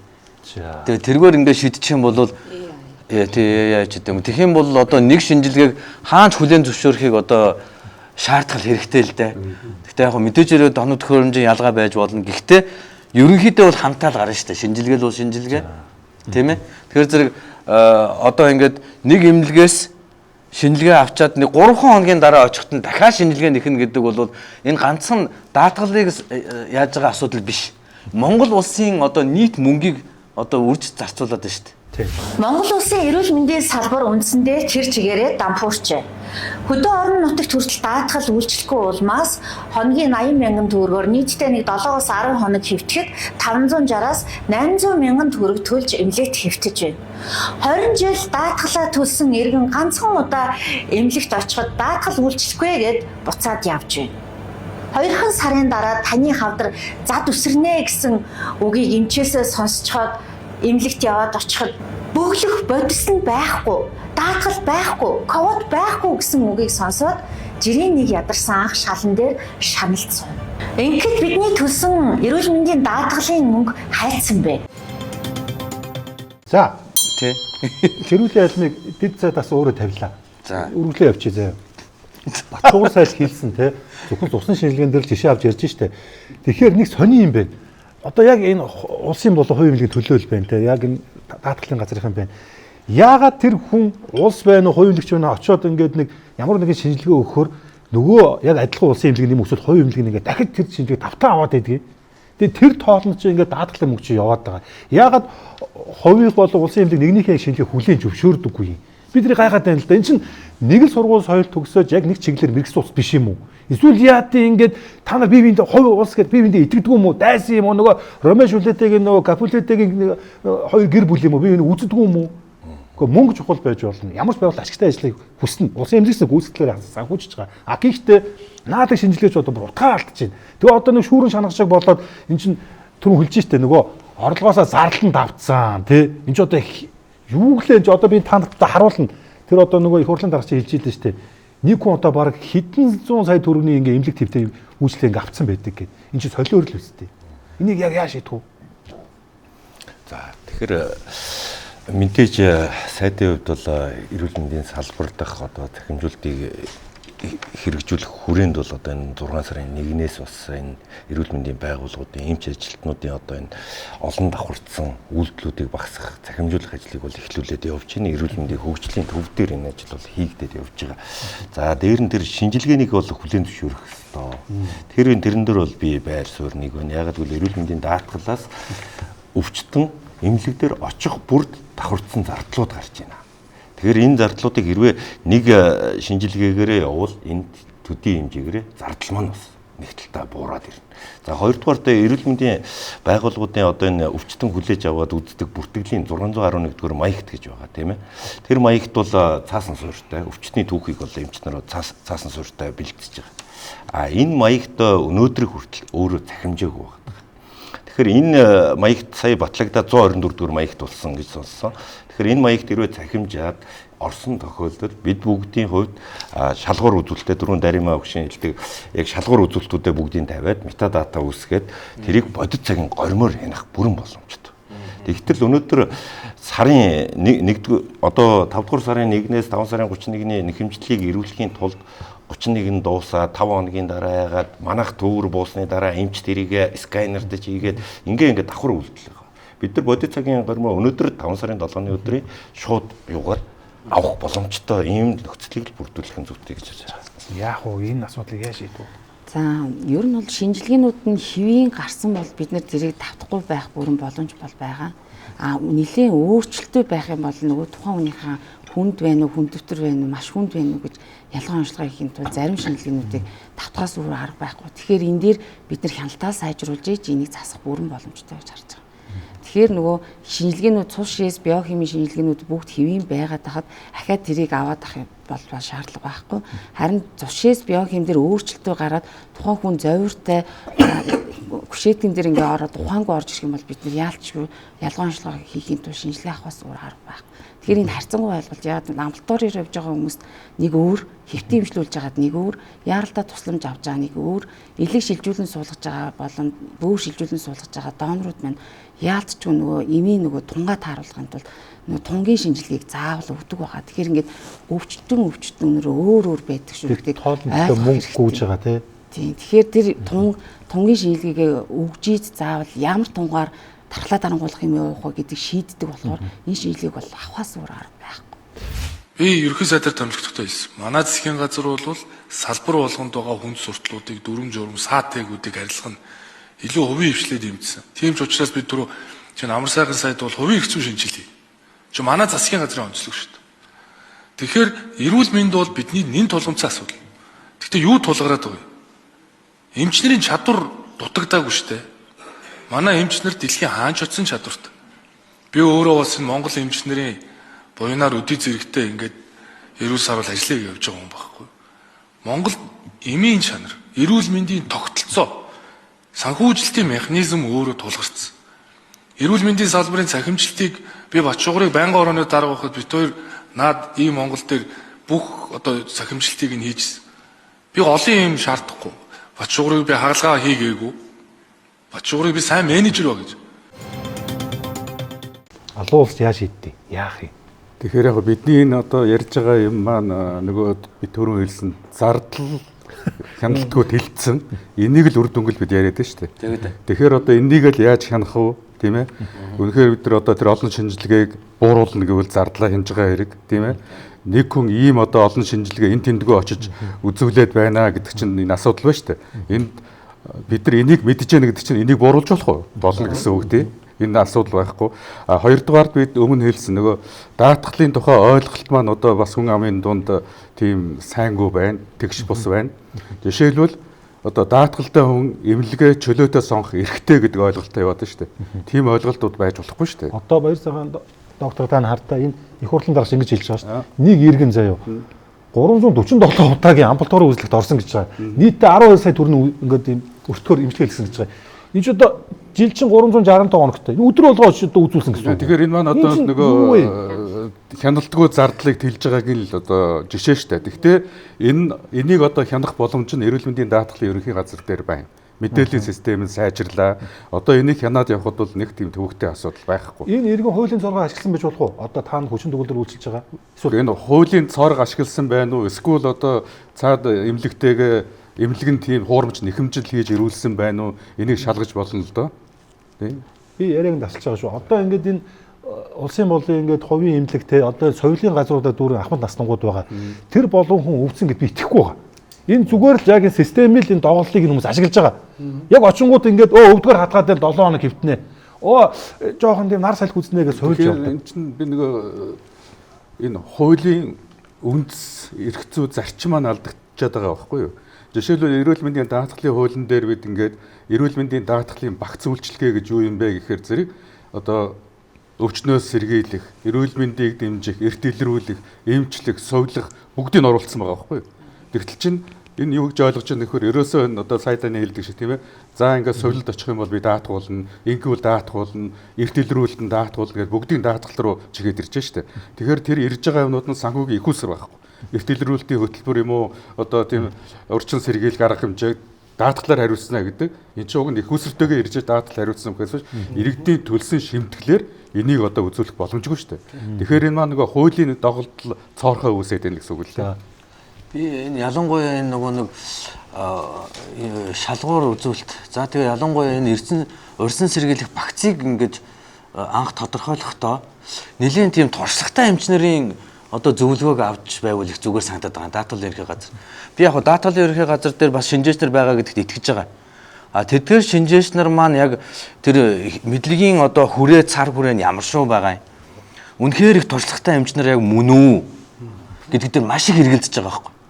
Яг тэр зэрэг өмнө нь нөгөө нэг оюун эрдэнэ одоо ерөнхий сайдын засгийн газрын үед хийгдсэн урьдчилан сэргийлэх шинжилгээний багцсан доторх ингээд үзүүлэлтүүдийг ингээ харахад одоо эмч хүн ингээ харахад ингээ гайхмар үзүүлэлт байж байгаа. Жишээлх юм бол одоо зүгээр одоо урьдчилан сэргийлэх үзүүлэлтэн дээр шууд билирубинж байж байгаа шиг. Одоо нийт билирубинээ үзээгүй үежиж шууд билирубин ингээд урьдчилан сэргийлэх багцсанд орсон байгаа шүү дээ. Гэтэл чин илгэний суур үйл ажиллагааг тодорхойлоход дандаа л нийт билирубин л үздэг. Хизээч шууд билирубин үздэггүй. Ингээд энэ мэтс ингээд энэ зүгээр жижигхэн л асуудал. Тэгтэл ингээд харахад бол үнэхээр мэрэгжлийн хүн энэ багцыг боловсруулсан юм уу гэдэг дээр гайхмаар. За тэгээ би хүртэл ингээд хүн эмнэлэг төвтүүлэхдээ нөгөө нэг шалгуур үзүүлэлтийн дагуу баахан шинжилгээ хийлгэж хэвтүүлж байгаа. Тэгэхгүй бол нөгөө даатгалаас мөнгө нь орохгүй шүү дээ. Тэхийн тулд эн чинь нөгөө дахиад нөгөө мөнгө чинь ингээд зарцуулагдаад нөгөө хүн чинь зарим үед одоо хуваасаа мөнгө гарган, зарим үед тэмээ даатгалаасаа мөнгө гаргуулад ингээ бөө юм болж иж эмнэлэг твтэж байгаа. Тэгэхээр зэрэг яг эмнэлэг твтүүлэгтэй шалгуурыг ч гэсэн нэлээд туршлагатай эмчнэрээр бас нэг эргэж харуулад тийм ээ. Тэгээ тэндээсээ одоо ингээ дүгнэлт гаргуулаад за энэ үнэхээр хэрэгтэй юу хэрэггүй юу гэдэг юм бүр ялгуулчмаар санагдаад байгаа юм да. За. Зүгээр яг сая амралсан сайдээс яг үнэ. Эрүүл мэндийн даатгал шалгуурд ийм шинжилгээ заавал өгөөцөө. Энэ шинжилгээ бол за тэгээд тэр давтаа авдаг бол бүр ямар ч утгагүй асуудал. Нэг зогсоох хэрэгтэй ердөөс ямар ч шаардлагагүй шүү. За дээр нь ганцхан тэр өндөгний цус юу биш. Одоо манайд энэ компьютер CT MRI бол бүр замбраа галлаа шүү. Одоо сүүлийн үеийн хүүхдүүд бол ердөөс хүн үзэх орон зүгээр CT-ний хариу унших гал бичээ явуулаад байдаг. MRI бол айгүй заалттай та мэднэ олон улсын төвшөнд. Тэр заалтуудыг гаргаж хянах хэрэгтэй. Нөгөө талаас өвчтнөөс нэг аюултай асуудал байгаа. Төрөний өвчтнийг бол би бараг зүгээр тэр талаас нь ойлгож байна. Одоо ингээд өгжилтэй оронд одоо би соёлтой хүн заяа би өнөөдөр өвчин тусцсан бай. Эмнэлэгт үзүүлээ өвчнийхээ проблемыг шийдчих ажиллаа хийнэ. Манайхан тэгэхэд би ажилтаа гэж яваа. Одоо жилд надад нэг өвчнөр 6 үзүүлж байгаа хүн байгаа шүү дээ. Энэ чинь тэгэхээр хянах хэрэгтэй бас энийг та хэл хийхгүй. Үргүү зардал. Би хэлнэ чи болооч гэн заяа. Тэгвэл намайг хүн дарамжилсан эргээр хүний эрх зөрчсөн эргээр зүгээр доорн жун ингээл тэрэндээ бол айгүй гаргууд шүү дээ манайхан чинь. Хэлээд ойлгохгүй. Жохон ёгтлж хэлбэл ойлгохгүй тэгсэн мөртлөө гайхаал ингээд айгүй зовлонтой шууд хэлж болдгоо болсон. Тэгээд нэг хуучин тогтолцоогоор эмнэлэг хөөцөлдөх бүр нэг тийм дантай. Одоо нэг бас нэг муухай үзэгдэж байгаа нар дэрэг засах хэрэгтэй зүгээр. За. Энд амар санаа юм чи хувийн эмнэлэгт шинжилгээ хийлгчээд нөгөө найз дондог эднийх хотлаач гэж мөгдөг чи тэнд үзүүл. Нэг ийм завхарсан юмнууд энэ үргүү зардал. Ер нь зардлыг бууруулах л хэрэгтэй. Та юу хэлэх гээд байна? За энэ дээр би нөө амбулатор дээр нь юм хэлэх гэсэн. Тэгэхээр яг хөө нэгдүгürt одоо лавлгаа шатлалын эрүүл мэндийн байгууллагуудаас нэг жилдээ нэг 11.8 сая орчим тохиолдлын нэхэмжлийг эрүүлж байна. За үүний нэг 7 орчим сая нь өөрөө амбулаторын тусламж үйлчилгээний тохиолдлын нэхэмжил байна. Тэгэхээр түрүүн улсын хурлын даргын хэлсэн мэдээллийг гаргаж байна. За жишээ нь одоо 2026 оны эхний 5 сарын байдлаар аваад үзэхэд нийт нэг иргэн 63-аас за хамгийн зүгээр топ 30-ыг гаргахад 63-аас 86-ыг 5 сарын байдлаар авцсан. За 23 онд гэхэд 199 тохиолдлын амбулаторын тусламж, 24 онд 225 удаа. Энэ бол давхартаагүй иргэний тоо шүү. Энэ дээр зүгээр одоо энэ амбулаторын тусламж энгийн санал дээр хонжид юм гэртээ авахгүй тэгээд тэгэхээр өдөртөө зарим нь 2-оос 3 удаа хүртэл амбулаторын тусламжийг авсан. Бид нар энэ мэдээллийг 18 цаг ММ дээр сар болгон тухайн иргэний мэдээллийг бид нар нууцлаад эмнэлгүүдийг гаргаад цаг минуттаа аль эмнэлэгт ямар тусламж үйлчлэгээр энэ хүн нэг өдөртөө 2-оос 3 авсан гэдэг мэдээллийг бид нар сар болгон мэдээлдэг болсон. Дээрээс нь энэ иргэний танин баталгаажуулалт үнэхээр өнгөрсөн хугацаанд бол сул явж ирсэн. Регистрийн дугаараа үүсгээд өмнөөс нь хуруугаад арахгүй болгоно эмчин дарддаг ч юм уу ийм тохиолдлууд бол байсан. Бид нар энэ дээр хурууны танин баталгаажуулалт дээр 0-18 насны хүүхдээс хурууны танин баталгаажуулалт авдаггүй. Дээрээс нь 71-ээс дээш насны иргэдээс амбулаторын тусламжийг авдаггүй. Хурууныхийг авдаггүй. Дээрээс нь бид нар яаралтай тусламж эднэргээд тэр хүн нөгөө өвчнийхээ түүхээс нь шалтгаалan хуруу уншуулдаггүй ийм тохиолдлууд байгаа. Гэсэн хэдий ч өнгөрсөн хугацаанд энэ гараад байгаа. Тэгэхээр энэ дээр бид нар дүн шинжилгээ хийгээд сар болгоны нэхэмжил дээр бид нар энэ амбулаторийн тусламж үйлчилгээний давхцсан иргэдийн мэдээллийг тухайн иргэн нь хэдэн онд эрүүл мэндийн мэс заслил гэсэн юм уу? Мэс заслил гэж боолт хийлгээд байгаа юм уу? Амбулатор дээр яг ямар үйлчилгээ үзүүлээд байгаа гэдгийг хянах боломжтой болсон. Дээрээс нэг зүйлийг хэлжээ. Зөвхөн амбулаторийн тусламж үйлчилгээн дээр иргэдийн дунджийг аваад үзэхээр жилдээ 1-2 удаа л авч. Тэгэхээр энэ иргэн 226 авчаад шүү дээ. Огт авахгүй ч юм байгаа шүү дээ. Тий, байна харин. Зүгээр авсан иргэдийнхээ дунд ч юм байна. Тэгэхээр бид нар за эхний удаадаа та ирэхэд чинь амбулаторийн тусламж үйлчилгээ авахд үнэгүй. Хоёр дахь удаагаас чиглэх хамтын төлбөрийн таазыг тавьж өгсөн бид нар. 20 мянган төгрөг гэдэг ийм 2 дахь, 3 дахь, 4 дахь давтамж болгон дээр иргэнд нь энийг мэдрүүлэхгүй бол нөгөө талдаа зайлшгүй шаардлага байгаа юу үгүй юу гэдгийг бас иргэн өөрөө мэдэх хэрэгтэй. Анхан шатны эрүүл мэндийн байгууллага дээр энэ амбулаторийн тусламж үйлчилгээг үзүүлээд даралтаа хянуулаад явах бүрэн үнэгүй боломжтой. Тэгтэл лавлгын шатлын эмнэлэг дээр очиж аваад байгаа энэ л нэг асуудал. Тэрийг бүр 13 яагаар зохицуулмаар л буцаагаад. За хатуу болгочвол хаалгаа барина шүү дээ. Эмнэлгүүдийн удирдлага хуурамч нэхэмжлэл үүсгэж эрүүл мэндийн даатгалын сангаас томх энэ одоо үйл явдал нэлээд газар авсан. Энэ нь одоо 2023-аас 25 онд нэхэмжлийн хяналтаар нийтдээ 230 мянган алдаа зөрчил илэрсэнтээс харагдаж байгаа юм аа. Эрүүл мэндийн даатгалын сангийн одоо зарцуулалтын мөнгөн дөнгөж одоо 3-1-д хяналт тавихад иймэрхүү одоо асуудал гарч ирж байгаа. Дараагийн сэдв. Одоо манай энэ телевизэн дээр уртцагаа орчин байна. Та нар харсан. Энэ шиг нөгөө эмийн бөөний төвд үүдэг. За Монголчууд үндсэндээ бол яг энэ эмийг бол чихрнээс илүү идэж ууж байна. Зүгээр баг ингээл нэрээ. Бүр одоо зүгээр өглөө ингээл манай эмийн бөөний төвүүдийн хүргэлтэй маш үнэстэй. Хит наашаа рейсийг. Бит энэ эмийн сангуудад түгэлт хийдэв шүү. За тэгэхээр нэг энэ сэдвийг хүндэх гээд байна. Танаа шинэ сайд зүрт хэлсэн. Хуурамч эм. Хуурамч эм. Энэ эмийг одоо яг яах юм бэ? Ерөнхийдөө бол энэ учир мэддэг усуд хэлж байгаа. Монголд одоо яг хэрэглэгдэж байгаа энэ эмийн баг багтаал 80% нь бол хуурамч юм шүү. Чанарын батлага хангахгүй шүү. Ихэвчлэн Оросоос орж ирдэг. Тэгээд одоо энэ хуурамч эмийн асуудал чинь энэ яг эрүүл мэндийн даатгалтай чинь холбогдно. Өөрөөр хэлэх юм бол маш өндөр үнээр хуурамч эм авчаад эргээд энэ татвар төлөгчдийн мөнгөөр энэ эмийг авч байгаа. Энэ асуудлыг яг яаж шийдэх ёстой юм бэ? Та гац гаргалгаа байна. Одоо улсын хувийн хувийн хувийн энэ яг зөвлөх нь дарган суулж ин тэ. Ярьчихв би наатан дээр. За эхлээд танаас ярьчих. За. Би бол шүү дээ тийм ээ тийм их хэмжээний хуурамч юм байгаа гэдэгт ерөөсөө итгэдэггүй. Эсвэл та өөр газараас аваад идэв үү? Үгүй. Би одоо ингээл өдөр болгон 60 хичээл за миний онцлог юу юм бэ гэхээр би шүү дээ. Эмчилсэн хүн болгоноо дараа нь эдгэрж өгдгийг шалгадаг хүн байхгүй. Шинжилгээгээр шалгана. За тэгээд анамнес ингээ шалгаад үзнэ. За надад талаа үзүүлээд ингээд эмээ аваад эмчлүүлж байгаа улсууд эдгэрэлт маш сайн байдгийг. Би 9 жорын л улсуудыг үздэг. Ганцхан ч одоо элэг биш. Ер нь тэгээ дотрын чиглэлээ маш олон хүн үзнэ. Тэр дотор ерөөсөө эдгэрж өгөхгүй зовоогод байгаа амьтан ерөөсөө байдаггүй. А гэтэл энэ хуурамч гэдэг юм яг хаанаас гарч ирсэн бэ гэхлээр зэрэг цөөхөн хэдэн эм дээр байгаа. Цөөхөн хэдэн эм гэдэг нь болохоор зарим нэгэн антибиотик багч байгаа. А тэр антибиотикууд бол үнэхээр бактери дийлэхгүй ингээд нөгөө нэг бактери нь эргэж гарч ирээ зовоогоод байгаа ийм хідэн тохиолдлуудыг эрүүл мэндийн салбарын бүх эмнүүд ингээд дампуураад ингээд алга болцсон юм шиг ийм юм яриад ингээд энэ салбарыг бүр ингээд хачин болгоод эмэндээ итгэх итгэлгүй, эмчдээ итгэх итгэлгүй энэ өвчтөн эмч хоёрын хооронд маш том ингэж ангал үүсгэх ийм ажлыг ингээд явуулаад байна. Тэр цөөхөн болохгүй байгаа хідэн эмнүүд дээр л яри. Тэр болоод байгаа эмнүүдийг битгий тэгж дагаж харлуулаач гэж би одоо хэлмээр байна л да. Тэгвэл дууд чинь те. За эхлэе те. За. Ямар бодолтой байна? Дараагийн юу одоо бид нар юу ч харж байгаа гэхээр хөнгөлөлтэй юм гэж байна тийм. Тэгэх юм бол үнэхээр тийм өрсөлдөгч байгууллагуудын бүр нээлттэйгээр тавьж өгөх хэрэгтэй. Тэгэхгүй одоо нэг компани монопол байж болохгүй. Одоо жишээ нь Солонгос, Япон, тий, Герман, Польш ч юм уу тий, Монгол гэд ингээд улс орнуудын бүх юмыг хөнгөлөлтөнд оруулаад тэрнээсээ сонголтоо хийх эрхийг бас олгож өгөх хэрэгтэй. Тэгэхгүй болохоор нөгөө энэ байдлыг бид нэр засгаад байгаа боловч засагдахгүй бүр ийм болцсон сэдв байхгүй. Тэгэхээр бид эднийг засахын тулд одоо хөнгөлөлтөө юмд орж байгаа одоо ганцхан нэг компани юм биш маш олон өрсөлдөгч компани юмыг бүгдийг нь оруулж өгөөд тэндээс хүн сонгож авах эрхийг хүмүүст нээлттэй үлдээх хэрэгтэй. За эрүүл мэндийн салбарын эрүүл мэндийн даатгалын сан дампуурлаа. Одоо эмнэлгүүд дээр юм байхгүй. Эмнэлгийн хэрэгсэл байхгүй. Эмнэлгийн ажилчин цайлан нэмэгдэг юм асуудал байгаа. Энийг 2026 оны төсөв тусгасан уу ер нь?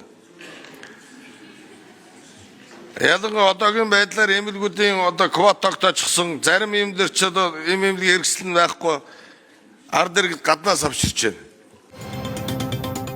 Ямар ч улсад эм бол бизнесийн бараа биш байдаг. Эм бол бүр төрийн хяналтанд ялангуяа нэн чухал шаардлагатай эмийн үнийг төр нь хянаж байдаг. Энэ Америкч адилхан, баруун Европын орнч адилхан тийм эмээр өрсөлдөж, үнээр ингэж одоо өрсөлдөж ашиг хийдэг эмийн компаниуд ийм боломж нь бол одоо нэлээд хяналттай байдаг. За манайд бол одоо энэ маань одоо цэвэр бизнесийн бараа шиг ингээд одоо маш олон ийм ханган нийлүүлдэг газрууд болчлоо шүү дээ. Тэгээд одоо чанар ингээд түрүү асуудал.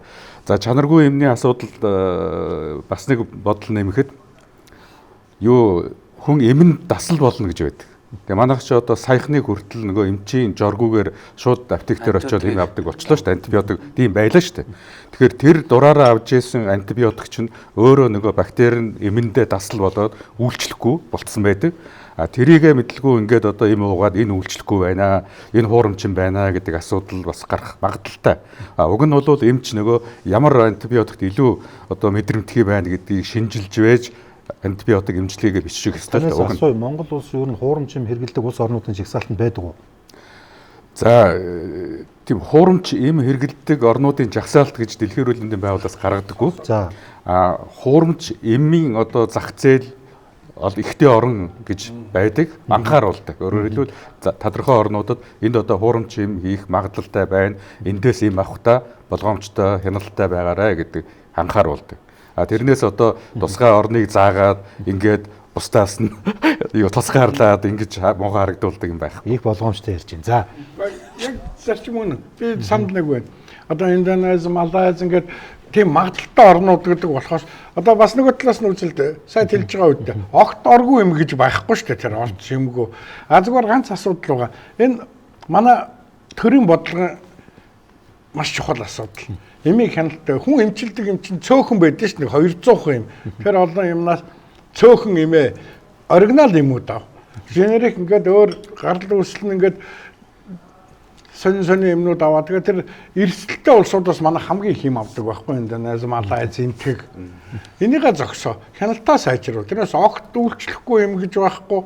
Хуурамч юмгээ эмний орон чихэр хийчихвэл хүнд үйлчлэхгүй. Сайд хэлж байгаа үстэй. Эм уусан болгоно гэдэг нь шүү дээ.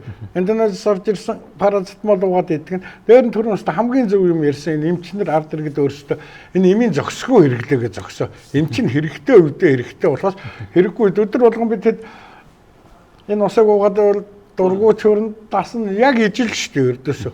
Тэр эмийн хэрэглээ аль болох бага хэрэглээд хэрэгтэй цаг үедээ сайн имэйл хэрэгэл. Дөрийн эмийн асуудал бол өөрөө яг иргэдийн халаас руу одоо хамгийн өндөр юм эдийн засгийн одоо санхүүгийн эрсдэлд оруулах юм эрсдэлтэй зүйл бол энэ Монгол улсад бол амралт дурын юм байх. Тэгэхээр эмийн зах зээлийг ярихдаа зөвхөн одоо хөнгөлөлтөө юмэр хязгаарлаж ярих нь өөрөө хит бага юмыг яриад байна.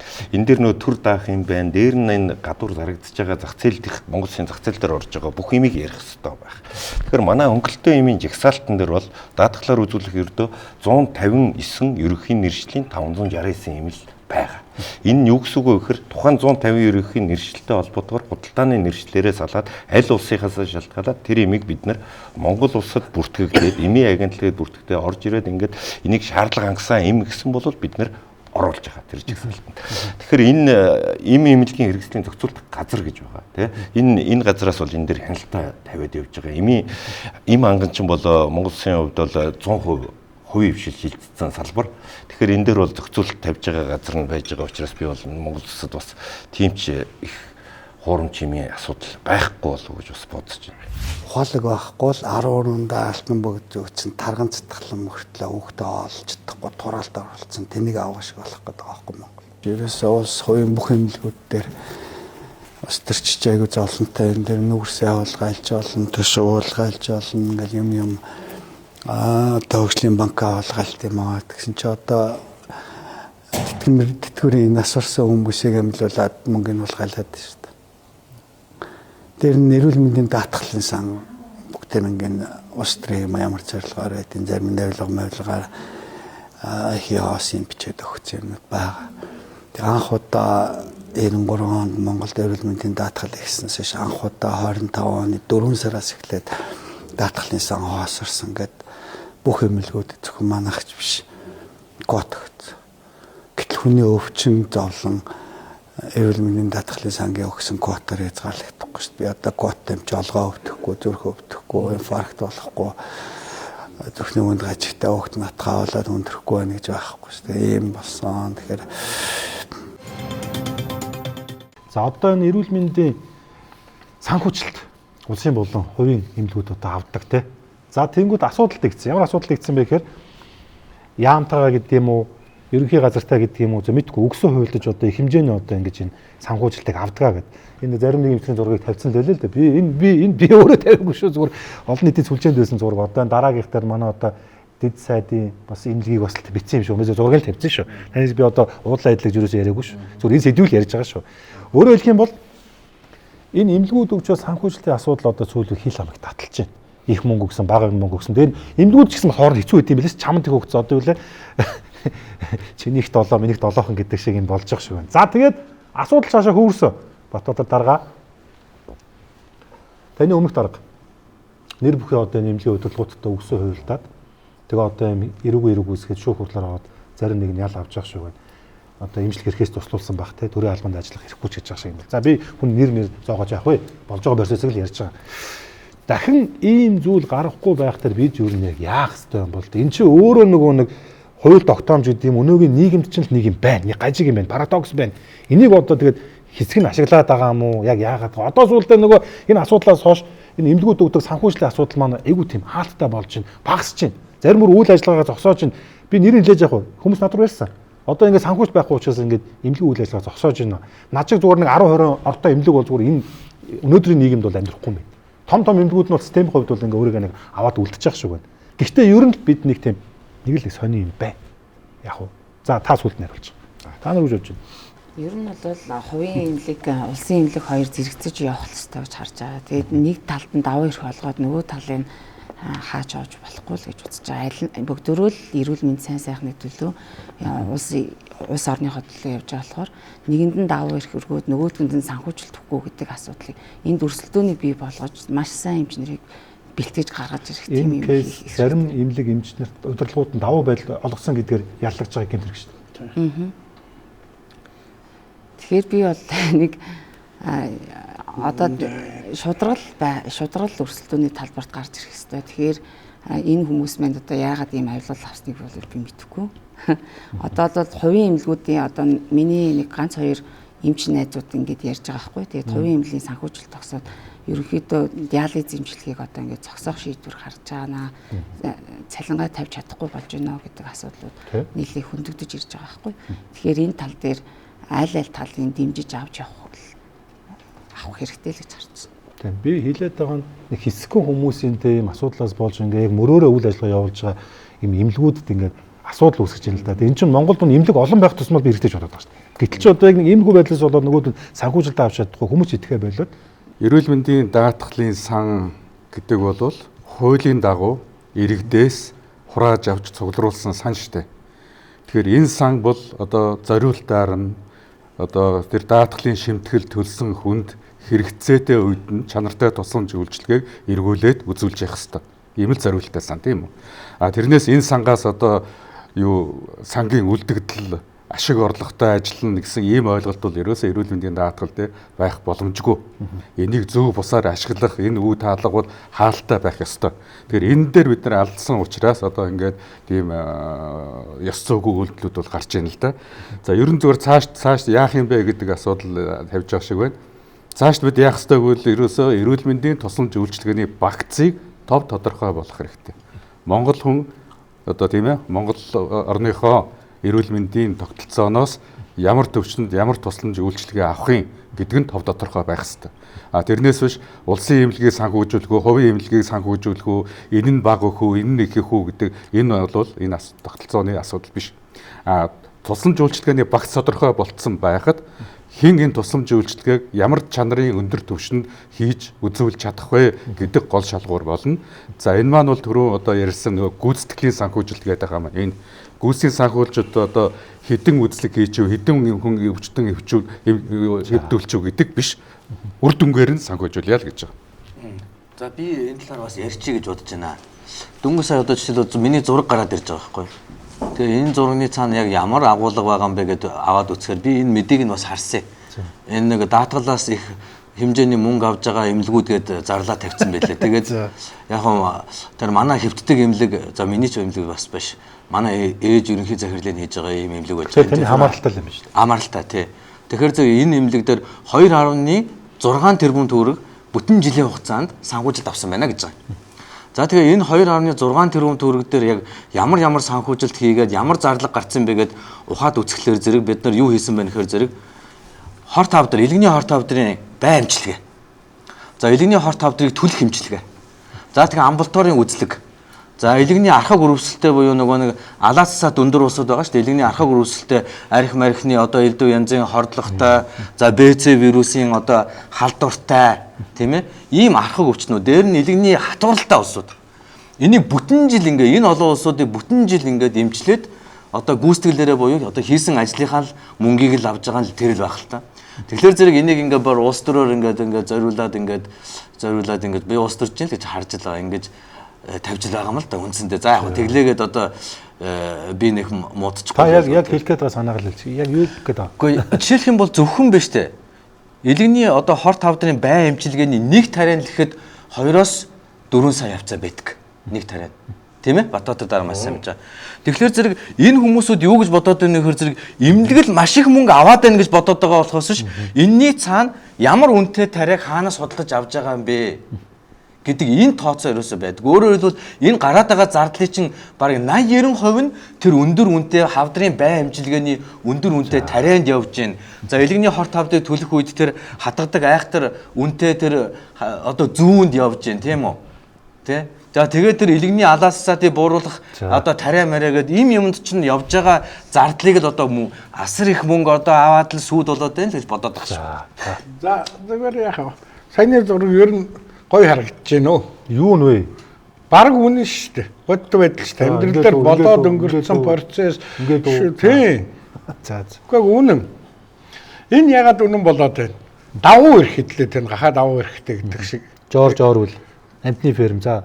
Нэг хоёрдугаарт хувийн эмнэлгийг санхүүжүүлнэ гэж одоо баяр санхүү хэлэх баг. Ард иргэдээс авсан төсвийн мөнгөөр хувийн сектор яга хувийн эмнэлэг улсын эмнэлэг гэж ялгцсан.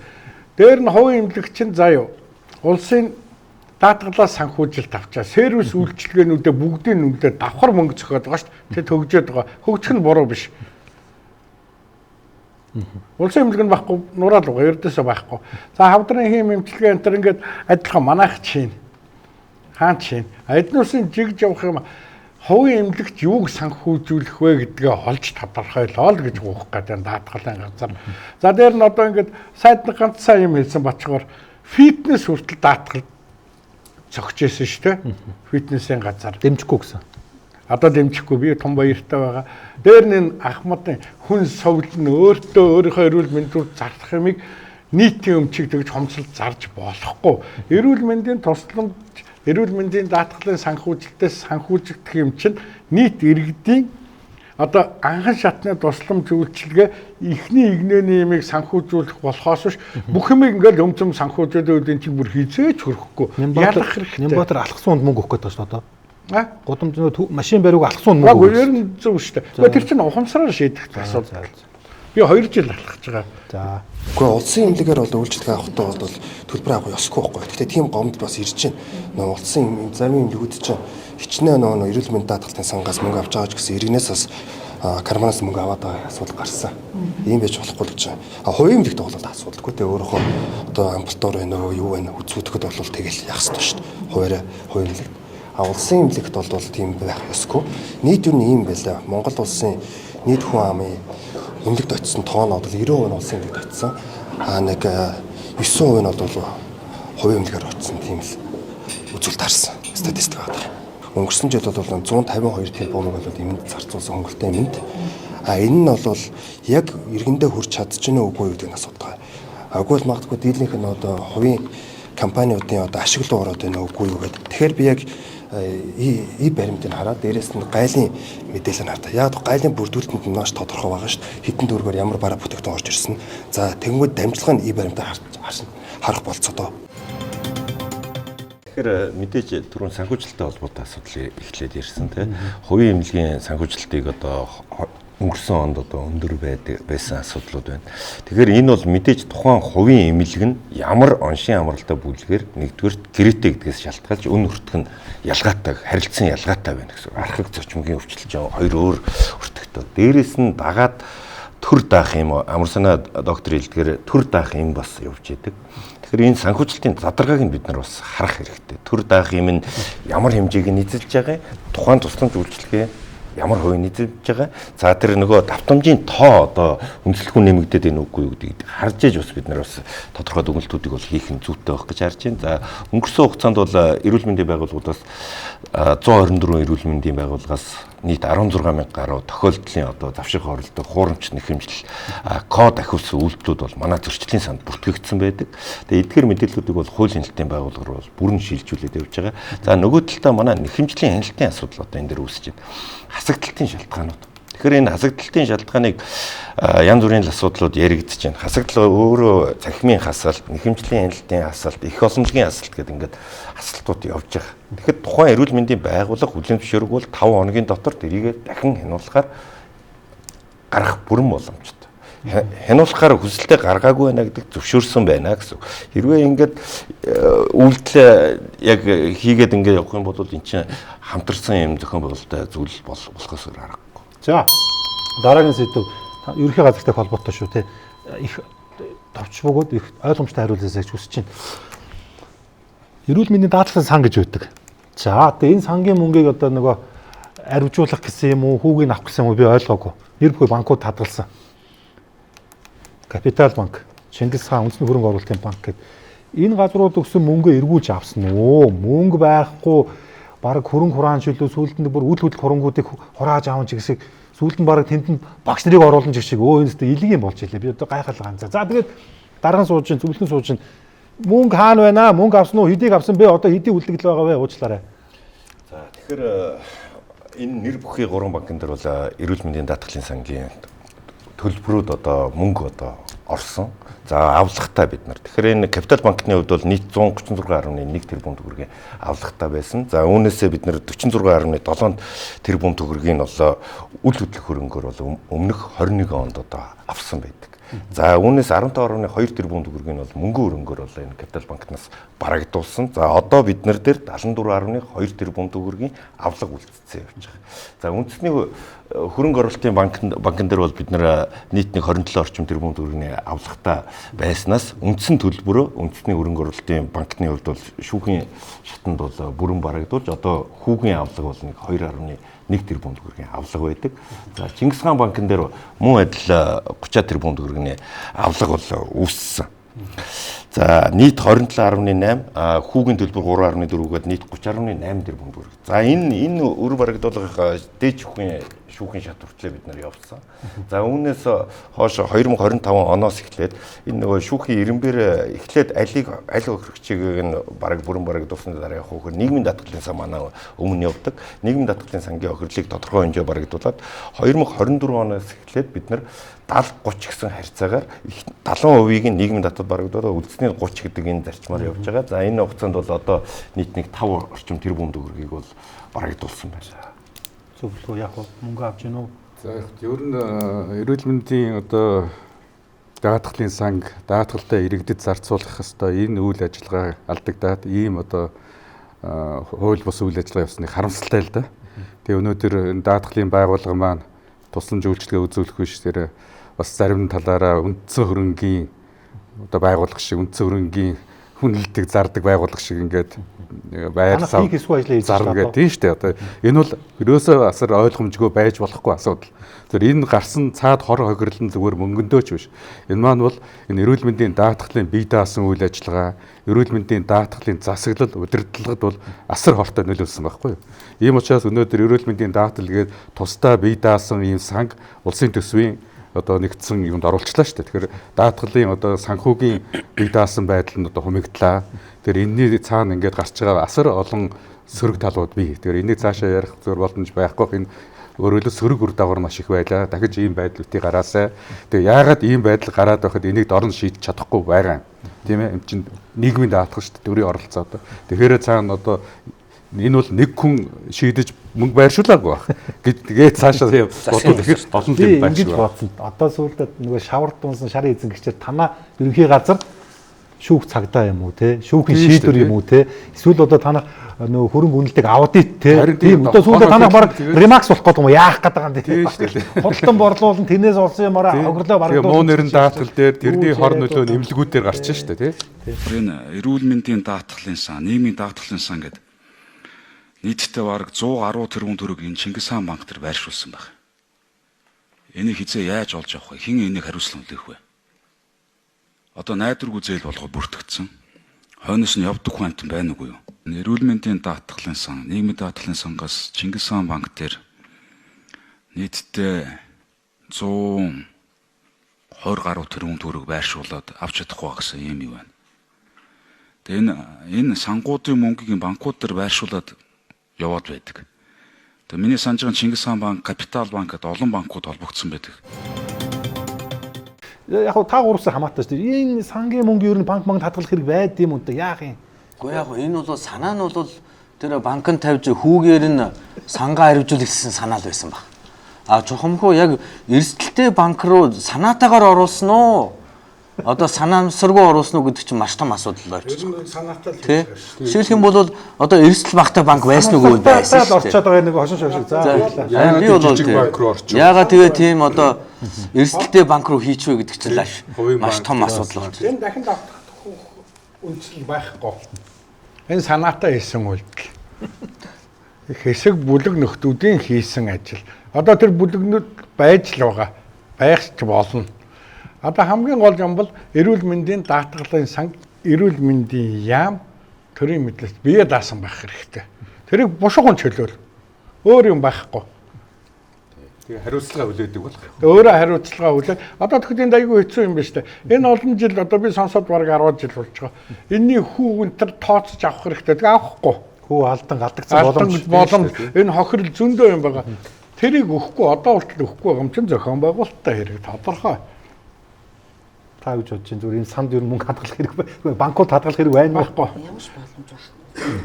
Тийм зарчмын өвч байхгүй. Тус орд ийм байна. Одоо жоохон шуналтай үгний л бодлоо шүү дээ. Банкнд хийж өсгөнө гэдэг чинь бол шуналтай эмэгтэй хүн тэгж бодно шүү дээ. Байхын байрандаа л байх хэрэгтэй. Дотоод дарга нөгөө энэ сан эзэн холбогдож байхгүй. Эзэн байхгүй учраас дуртаа нэг ашигласан байж болох уу?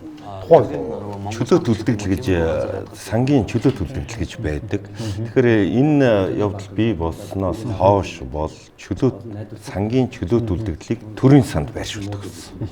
Төрийн санд өнөөдөр бид нар нийгмийн даатгалын сангаас 7 хоног болгон эрүүл мэндийн даатгалын шимтгэлээр цугларж байгаа мөнгийг 7 хоног болгон төрийн сан руу арилжааны банкудаас татан төвлөрүүлж байгаа. Тэгэхээр дахиж одоо энэ банкн дээр одоо байршуулж байгаа асуудал бол байхгүй гэж болно. Ойлгож болох уу те? За одоо бас нэг сэдв рүү орноо. За яг энэ бол яг за энэ юу нэг төсвөөс тусгаарлах хууль гэдээ явж байгаа юм байлаас иргэдээс гар үсэг авч байгаа. Хангалтгүй л байлаа гар үсэг зулсан тоон. Уул нь ингээд би түрүүн тань хэллээ шүү дээ. Тусгаарлчмаар л байгаа. Түр дандаа бүх юм өөртөө ингээд наагаал. Амжихгүй шүү дээ. Чадахгүй байна тий. Судалгаа нь үрж. Цохиод шүү. Цохиод байна уу? За. Нийгмийн даатгал шалгаагүй, эрүүл мэндийн шалгаагүй. Хувийн ийм сангууд одоо сүүлийн бий болж байна. Маш олон даатгалын компаниуд байна. Ялангуяа эрүүл мэндийг даатгах гэж байгаа тийм. Зөвхөн энэ улс орны гадна гадаад улс орнд аялал жугаалахад хүртэл эн чинь болцсохгүй шүү дээ. Зөвхөн эрүүл мэнд амь насгал хуваагдаад явчих бах. Та юу ер нь үгж боддیں۔ Энэ хувийн даатгалын сан ер нь цаашаа хөгжих ёстой юу?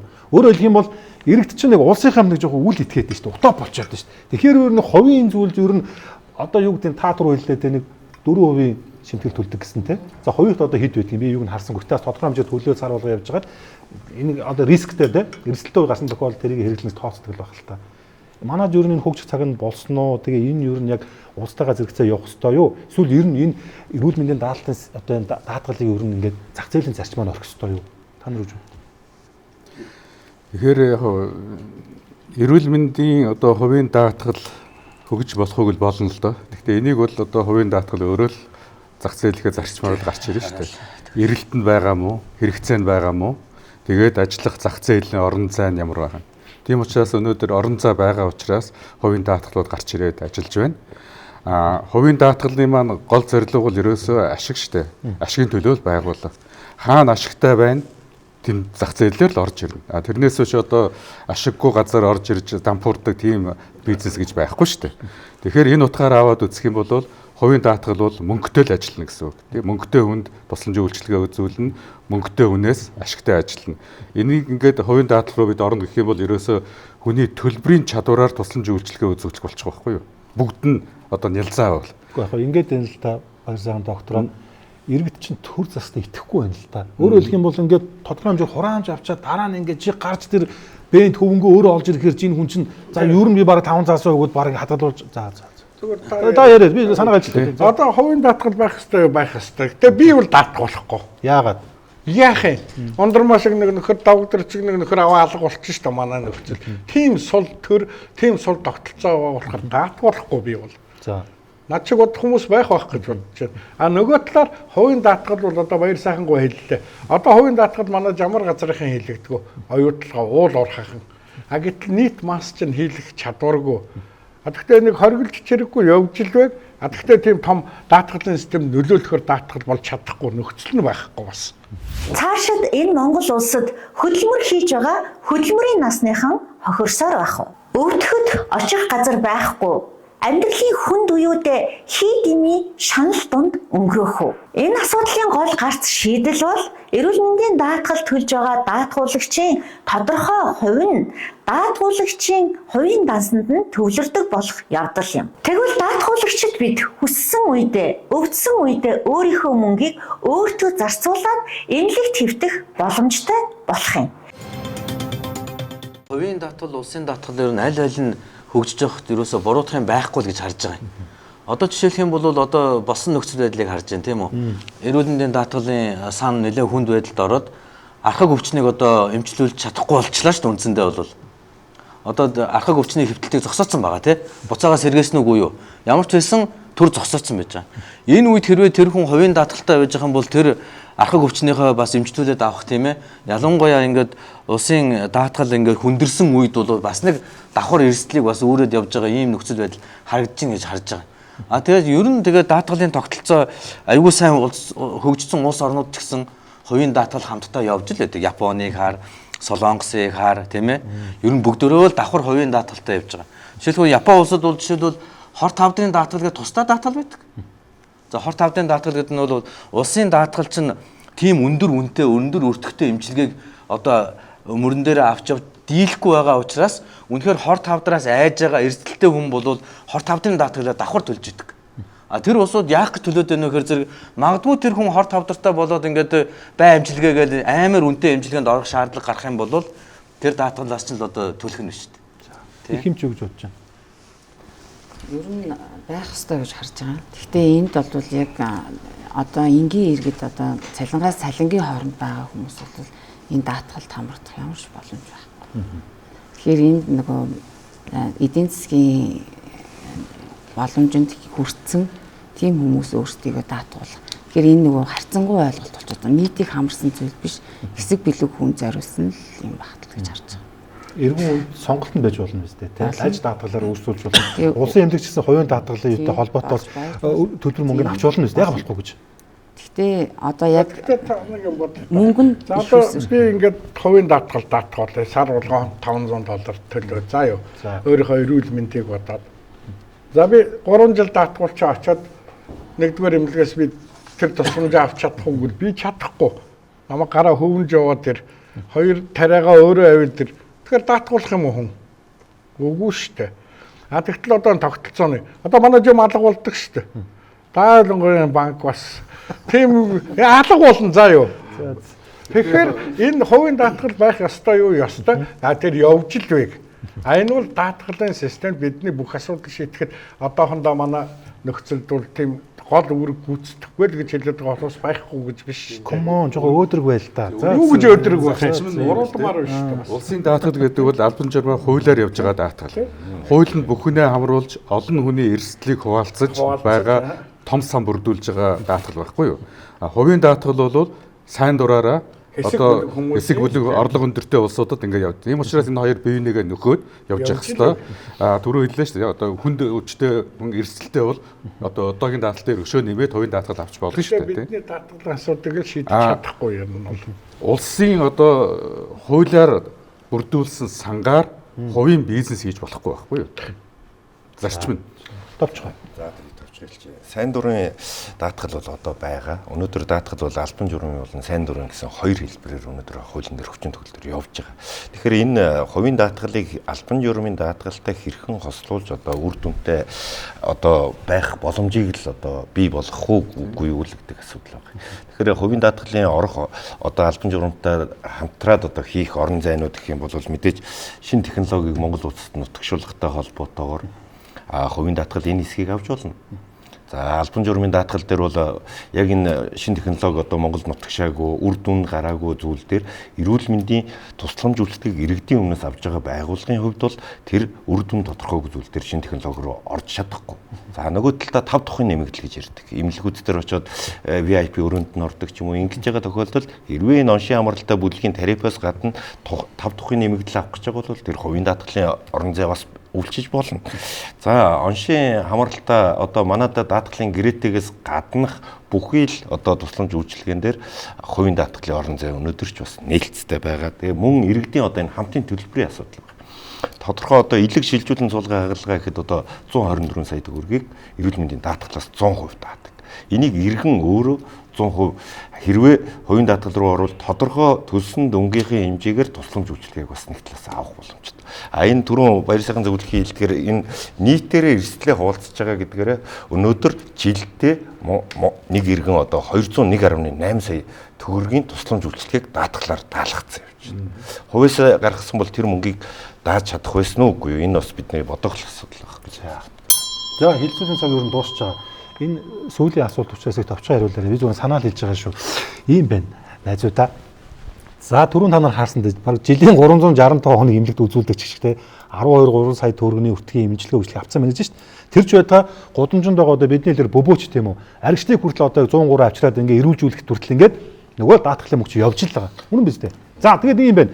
Тэгвэл жилд тийм үү. Юу одоо нөгөө нэг ойр зургийн одоо нөгөө цусны шинжилгээ байтугай 103 дуудлага өгөөгүй юм байж болно шүү дээ. Тий одоо бүр ингээд өвдөж хавдаагүй те өөрийнхөө эрүүл мэндийг аягүй сайн авч явсан хүн байж болно шүү дээ. Тэр хүн тэгвэл ямар урамшуул байгаа. Тийм юм байж болох уу? Би асуучлаа л та. Зарим нэг нь яг үнэхээр өвчтөе зовлонтой ч юм эсвэл тэр нөгөө хуулийн цоргыг ашиглаад ингээд өөртөө даваа байдал ашиглаад ингээд хатуулагчдын мөнгийг өөртөө ашиглаж байгаа хүн байна. Гэтэл огт өвдөж хавдаагүй, эмнэлэгт үзүүлээгүй, өөрийгөө сайхан эрүүл сайхан авч явж байгаа те зөв хоолж байгаа, эрүүл байгаа те нийгэмд ингээд нэгс эрүүл хүн байна гэдэг бол Монгол улсад маш том хөрөнгө оруулалт. Тэгвэл тэр тухайн иргэнийг тэгвэл чинь одоо танаа ерхий газар те даатгалын сан юм яаж юу н одоо урамшуулах юм те зарим нэг нь татвараас нь буулгаж болох уу те та маш сайн явж штэ тэгвэл таныг ядаж өөр юмээс нь чөлөөлөл л дээ гэл те одоо чинь сүүлүүд та нар харсан штэ энэ томоохон одоо энэ банкуд харилцаа холбооны компаниуд чинь дугуй унжирсан ажилтнтай сар болгон 50 мянган 100 мянган төгрөг өгдөг юм л шүү дээ. Ягаад гэвэл жишээ хотын төвжилд машин барьж байгаагүй өөрөө эрүүл мэнд та ингээд анхаарал тавиад ингээд дугуй унжийг алхаж чинь гэх те урамшуулж байгаа байхгүй. Тэгвэл төрөөс ягаад тэгвэл эрүүл байгаа иргэндээ тэгвэл ийм хөнгөлөлт урамшуул үзүүлж болохгүй гэж. Хариулчих уу би? За. Наатантай ч байна шүү дээ. Ер нь бол зарчмын хувьд бол эн чинь эрсдэл хуваах зарчим дээр л явж байгаа юм. Эрс манай даатгалын тогтолцоо нь өөрөө эрсдэл хуваах зарчим байхгүй. Түүнээс тэр хүний мөнгөө төлсөн мөнгөө нэг газар хадгалаад тэрийг өөрөө зарцуулах гэдэг зарчим ерөөсөө байхгүй. Тэгэхээр тэр хүн эрүүл яваад ингээд явж ийн гэдэг маань өндөр настай болоод өвдөө зовсон үед нь мөн л одоо өөрийнх нь одоо үр ач ингээд эрүүл явж байгаа улсуудын мөнгөний төлсөн мөнгөний зардлаар тэр хүн чинь өвчтөе болсон үедээ тэр одоо мөнгөө өөртөө зарцуулах гэдэг юм шүү дээ. Тэгээ тэр хүн эрүүл байлаа гэдээ одоо учир зүггүй одоо урамшуул өгөөд байх тийм одоо санхүүгийн боломжтой одоохондоо даатгалын сан алга ба шүү дээ. Бид нар ч одоо хүнд өвчтнөө яаж эмчлэх үү, тэр мөнгөө яаж гаргах уу гэдэг дээрээ бүр толгой гарчлаа явж яхад чинь одоо юу нэмж одоо илүү дутуу зардал гаргах. Одоо илүү дутуу гэж хэлэхээр бас нөгөө улсууд гомдчих юм уу? Би сайн хэлж мэдэхгүй. Социализмын үе эв санааны нэгээс гараа л гэдэг юм л да. Тий. Гэхдээ тэр чинь юм эренбтэй дараатай үнэхээр үлдэгдэл ихтэй байх юм бол тиймэрхүү улсуудад нэг одоо урамшуул юм бол өгж болж л байна. Сая ярьлаа шүү дээ. Тэр фитнес гэдэг чинь ийм л зарчим шүү дээ. Сая фитнест өгөөд хэрэггүй гэж ярьж байна. Өнөөдөр нөхцөл байдал тийм байгаа учраас фитнест өгөх шаардлагагүй гэж үзэж байгаа юм. А хэрвээ нөхцөл байдал сайн байсан бол хамаагүй тэр фитнест явж байгаа улсууд урамшуулын үгүй л дээ. Тэр зөв шүү дээ. Буруу гэж байгаа юм биш. Цаг нь биш л гэж. За. Тэгэхээр энэ бол зарчмын асуудал да. Ер нь нийгмийн эрүүл мэндийн даатгалтай бүх орнууд бол одоо олон улсын юугаар бол pay as you go гэж байгаа. Өөрөөр хэлбэл өнөөдөр танд өнөөдөр одоо төлж байгаа шимтгэл өнөөдөр хэрэгтэй хүндээ очиж байгаа. Тэнд хуримтлал үүсдэггүй, тэр хувийн нэрийн дансанд ордгоо, би өвдөөгүй байна гэж буцааж авдаггүй. Жишээд эмнэлэг твтэх өвчлөх бол тансаглал биш шүү дээ. Би өвдөөгүй эрүүл мэндийн даатгалаа хэрэглэнэ гэдэг хүн очиж эмнэлэг твтдэггүй байхгүй юу. Тэгэхээр зэрэг эн чинь өөрөө зарчим нь юм. Ямар ч оронд өнөөдөр эрүүл мэндийн нийгмийн даатгалтай орон би өвдсөнгүй, би мөнгөө буцааж авъя, би эрүүл мэндэд илүү их одоо анхаардаг хүн шүү, би их одоо эсвэл илүү хураамж төлжлөө, би энийгээ буцааж авъя. Манайд ийм хуулийн заалт орцсон байгаа шүү. Өндөр хураамж төлцсөн учраас би энэ хураамжийнхаа буцааж авъя гэдэг хуулийн заалттай. Энүүгээр одоо хүмүүс бас ингээд хүсэл гаргаад би төлсөн хураамжаа буцааж авъя гэсэн ийм асуудал. Тэгэхээр энэ түрүү яриадсан хуулийн маань заалт зарчим алдагдаад байгаа учраас ийм асуудлууд гарч ирээд байна. А зарчмын хувьд бид нэр энэ өвдөөгүй хүнийг урамшуулъя гэдэг ийм юм бол нийгмийн даатгал байдаггүй. Тэгээ яагаад гэвэл энэ цаана маш олон учир шалтгаантай учраас энийг дэлхийн бүх орон бүрдөөд явж байгаа. Хариуцлага байсан иргэнэ урамшуулахгүй байна л да. За. Та гэж бодож байна. Одоо тэгээд эрүүл мэндийн урамшуулах ямарч боломж байхгүй. Одооний нөхцөл байдал дээр яаж даатгалаа нөхөж явах уу гэдэг юм ярьж байгаа болохоор энэ дээр ялвал одоо ингээд бид нар ингээд урамшуулна гэдэг ийм төрөл үүсэх юм бол одоо бүх ард иргэд чинь бид нарыг урамшуулна гэсэн ийм асуудал руу орох болохоор энэ асуудлыг бол одоо тодорхой хэдэн жилийн дараа даатгал маань доктортой болоод ирэх юм бол энийг бол ярилцах боломж үүсэх байхаа л гэж харж байна. За зарчмын тийм шүү дээ. Баяр сайхан хэмжүүлсэн. Хамтын төлбөрийн зарчимтайгаа хуультайгаа. Тэгэхээр бид тэр зөвшөөд одоо намайг сайн байлаа, хин эмчийг сайн байлаа гэд, амраа эмчийг сайн байлаа гэд хуваалцаж чагнах тийм тогтолцоо байхгүй зарчим юм. Тэр энэ дээр бол одоо харин ийм юм ярихаар ч нөгөө жоохон дутуу улсуудыг төөрөгдүүлээд ингээд бас зовлонтой. Энэ бол байхгүй. Байх хүнс байхгүй. Тий. Тэрэн дээр бол ердөөс хатуу үнэн байхгүй. Сая тэгээд нэг баахан одоо эрт илрүүлэг гээд одоо эрүүл улсууд дээр зөндөө шинжилгээ хийлээ штэ. Энд чинь л одоо шагналахгүй. Тэр хүнийг эрүүл байж хахад нь өвчин байна уу гэдгийг нөө одоо зардал гаргаад төлж чинь тэгээд тэрийг хийж байна. Тэр чинь л одоо том шагнал штэ. За сэдвийг хаа. За тэгэхээр энэ эрүүл мэндийн даатгалын тухай хуулийн шинжилсэн найруулгыг бас энэ ондоо багтаан бол улсын хурлд боловсруулж одоо өргөн мэдүүлэхээр бол засгийн газар дээр ажиллаж байгаа. За энэ үрээнд бол хувийн даатгалын асуудлыг ч бас бид бүхэн судлаж үзэж байгаа. За энэ дээр иргэн хэрвээ тухайн тусламж үйлчилгээг тодорхой хугацаанд аваагүй бол яаж тухайн иргэнийг урамшуулдаг асуудлыг сая хөндөж байна л да. Тэгэхээр энэ бол хоёр талтай зүйл гэж би харж байгаа. За манай дээр байгаа энэ 2019 оноос хойш гэр бүлийн гишүүдийнхээ эрүүл мэндийн тусламж үйлчилгээ авсан мэдээлэл дээр одоо дүн шинжилгээ хийгээд үзэхэд бол мэдээж түрүүний хэлдэг шиг хамтын зарчмаараа буюу эв санааны зарчмаар гэр бүлийн гишүүдэн тодорхой хэмжээнд тусламж үйлчилгээг бол аваад бас явж байгаа. За өөрөө аваагүй ч гэсэн бас авсан юм тохиолдол бол байгаа. Тэгэхээр энэ дээр одоо бид нар яаж хэрвээ урамшууллын асуудлыг оруулах гэж байгаа бол энэ хууль тогтоомжийн хүрээндээ оруулж шийдэхгүй бол яг өнөөдрийн одоо хүчин төгөлдөр хуулийн дээр бол бид бүхэн шууд урамшуулаад явах бол болцоогүй байгаа. Тэгэхээр хариуцлагатай иргэн гэдэг нь өөрөө магадгүй өвчнөө мдээгүй эмнэлэгт очтгоо тийм хүн байхыг бас үсэхгүй. 2024 оны нийт нас баралтын тоо мэдэн дээр аваад үзэхэд нийт тэр нас барсан иргэдийн маань иргэдээчүүдийн 70 орчим хувь нь өөрөө тухайн өвчнөө онцлуулаагүй. Өвчтөө гэдгээ мэдсэн мөртлөө эмчлүүлээгүй бас иргэд байсан. Тийм учраас бид нар анхан шатны эрүүл мэндийн байгууллага дээр та нар эдгээр 35-аас 60 насны иргэдийг үзэх юм бол бид нар нэмэлт урамшууллыг өгье. Ягаад гэвэл энэ эрсдэлтэй хүн амын бүлэг гарч ирээд байгаа байхгүй юу? За, хилцүүлэг дуусна. Одоо бүгдээрээ нэг минутанд өнөөдөр хилцүүлгээ дүгнээд санал дүгнэлтэд хэлсэн дээр гэж бодож байна. Тэгээд хилцүүлэг Батбаатар дараагаас эхэлсэн учраас Батүлзийн хэмжээс эхлээд тань дээр эргээд дуусъя. Яг нь тэндээс эхлэхгүй юм. Эндээс л эхэлж хариулсан шүү дээ, тий. За тэгээд зарлааж явчих, тий. Зөвлөх зэргийн эмч Батүлзээ. За өнөөдрийн ярилцлага бол их өргөн хүрээний сэдв хамарж байгаа болохоор одоо бүх юмыг хэлэх бололцоо бага байна. За нэгдүгээр асуудал бол ердөөсөө эмрээ өнгөц дүрээд л өнгөрлөө. Яг бас ярилцах анхаарах юмнууд маш их байгаа. Яг энэ бол ингээд цаг хугацаанд одоо бидний хүчин чармайлт одоо янз бүрийн юмар ингээд засагдал төгөлдржөөл явах бах. Одоо өөрчлөх хэлэх юм алгадаа. Ангахны доктор Амар санаа. Ер нь ийм байлаа л да. Хэрвээ эрүүл мэндийн даатгалын одоо мөнгө санхүү нь үнэхээр одоо боломжгүй болоод хумигдаад эхлэх юм бол тусламж үйлчилгээнийхээ бүтцийг хард юм бэл. Тэгээд тусламж үйлчилгээний бүтцээр одоо зайлшгүй шаардлагатай буюу эссенциалны эрүүл мэндийн тусламж үйлчилгээ гэдэг нэг юм тогтол одоо ойлголт байгаа юм. Дэлхийн эрүүл мэндийн байгууллагаас гаргасан. Хэрвээ үнэхээр мөнгө нь болохгүй байгаа бол эхлээд тэр эссенциалны зайлшгүй хийдэг хэдэн тусламж үйлчилгээгээ эхлээд хэсэг явуулж агаад за тэгээд үнэхээр мөнгө нь илүү гараад боломжтой болоод эхлэх юм бол босод өвчнүүдээ ингээд санхүүжуулаад явдаг юм байна. Тэгэхээр зөв үнэхээр болохгүй байгаа бол тэр 6 үйлчлэл байна лээ л дээ. За тэр дотор бол жишээлх юм бол халдвар төвчин байгаа юм. За жишээлх юм бол хор тавдар, диабет гэдэг хэдэн архаг өвчнүүд байж байгаа юм. За анхан шатны эрүүл мэндийн тусламж үйлчлэгээ байж байгаа юм. Зөв судасны ингээд ноцтой өвчнүүд байж байгаа. Яаралтай төрөм тусламж байж байгаа. Ингээд нэг 6 7 төрлийн тийм нэг цөөхөн хэдэн маш чухал хэдэн өвчнүүдийг л эмчилдэг юм бэл. За баярлалаа. Ерөнхий газрын зөвлөх Баяр сайхан. За тэгэхээр өнөөдрийн ярилцлагаар яг олон асуудал хөндлөө. Тэгэхээр энэний гол одоо ач холбогдол нь бид энэ эрүүл мэндийг өвчин эмгэг гэж битгий хараасай. Эрүүл мэндийн салбарыг эмнэлэг гэж битгий хараасай. Эрүүл мэндийн санхүүжилтийг эрүүл мэндийн даатгал гэж битгий бодоосай гэдэг ийм л одоо юм хэлмээр байна. Тэгээд одоо бидний өнөөдөр ингээд ярьсан гол ярианы сэдв бол бас нэг тийм юу гарч ирээд байна шүү дээ.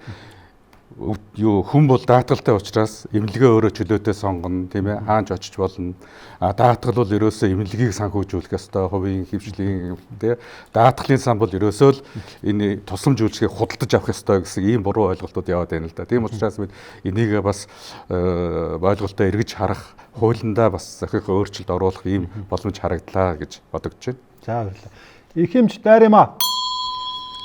За аль шатлалд өөрөөсөө хяналтын тогтолцоог сайжруулах шаардлагатай байна гэж бол харж байна.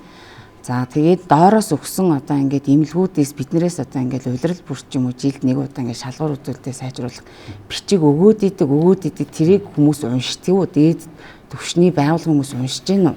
Тэгжиж энэ доод шатлал дунд тэгээд дээд үе энэ тогтолцоо мөн судалгаа эрдэмтдээ сонсох ингээд энэ цогц бэжиж энэ зөв шийдэл гарна шүү л гэдгийг хэлэх хэрэгтэй байна. Яагаад гэвэл энэ шалгуур үзүүлэлтээр зөндөө олон асуудлууд байгаа.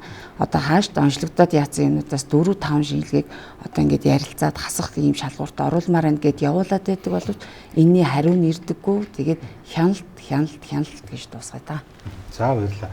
Ерөнхий газрын дарга Батбаатар. За тэгэхээр өнөөдрөөс сайхан уулзалт бол хилцүүлэг болж байна.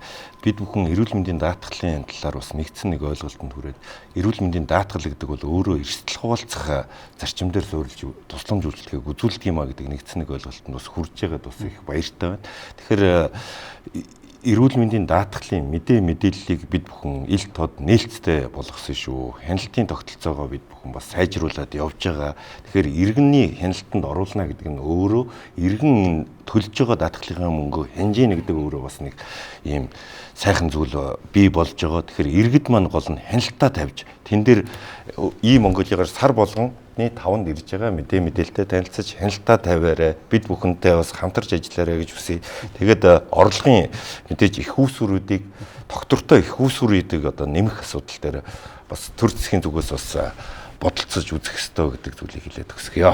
За баярлалаа. Өнөөдрийн хилцүүл хүрэлцэн ирсэн та тавтаа талхлаа илэрхийлээ. Тэгээд сонирхолтой байж чадуу нэлээд жоохон хурцлал асуулт өгч үзлээ те. Ер нь гайгүй юу те. Ер нь нэг тэгээд их цаашаа ирвэл ер нь та тавтаа барьцлаж авах шинж рүү орж ийн. Сүүлдээ нэг тал болцсон баг яаж гэдэг юм те.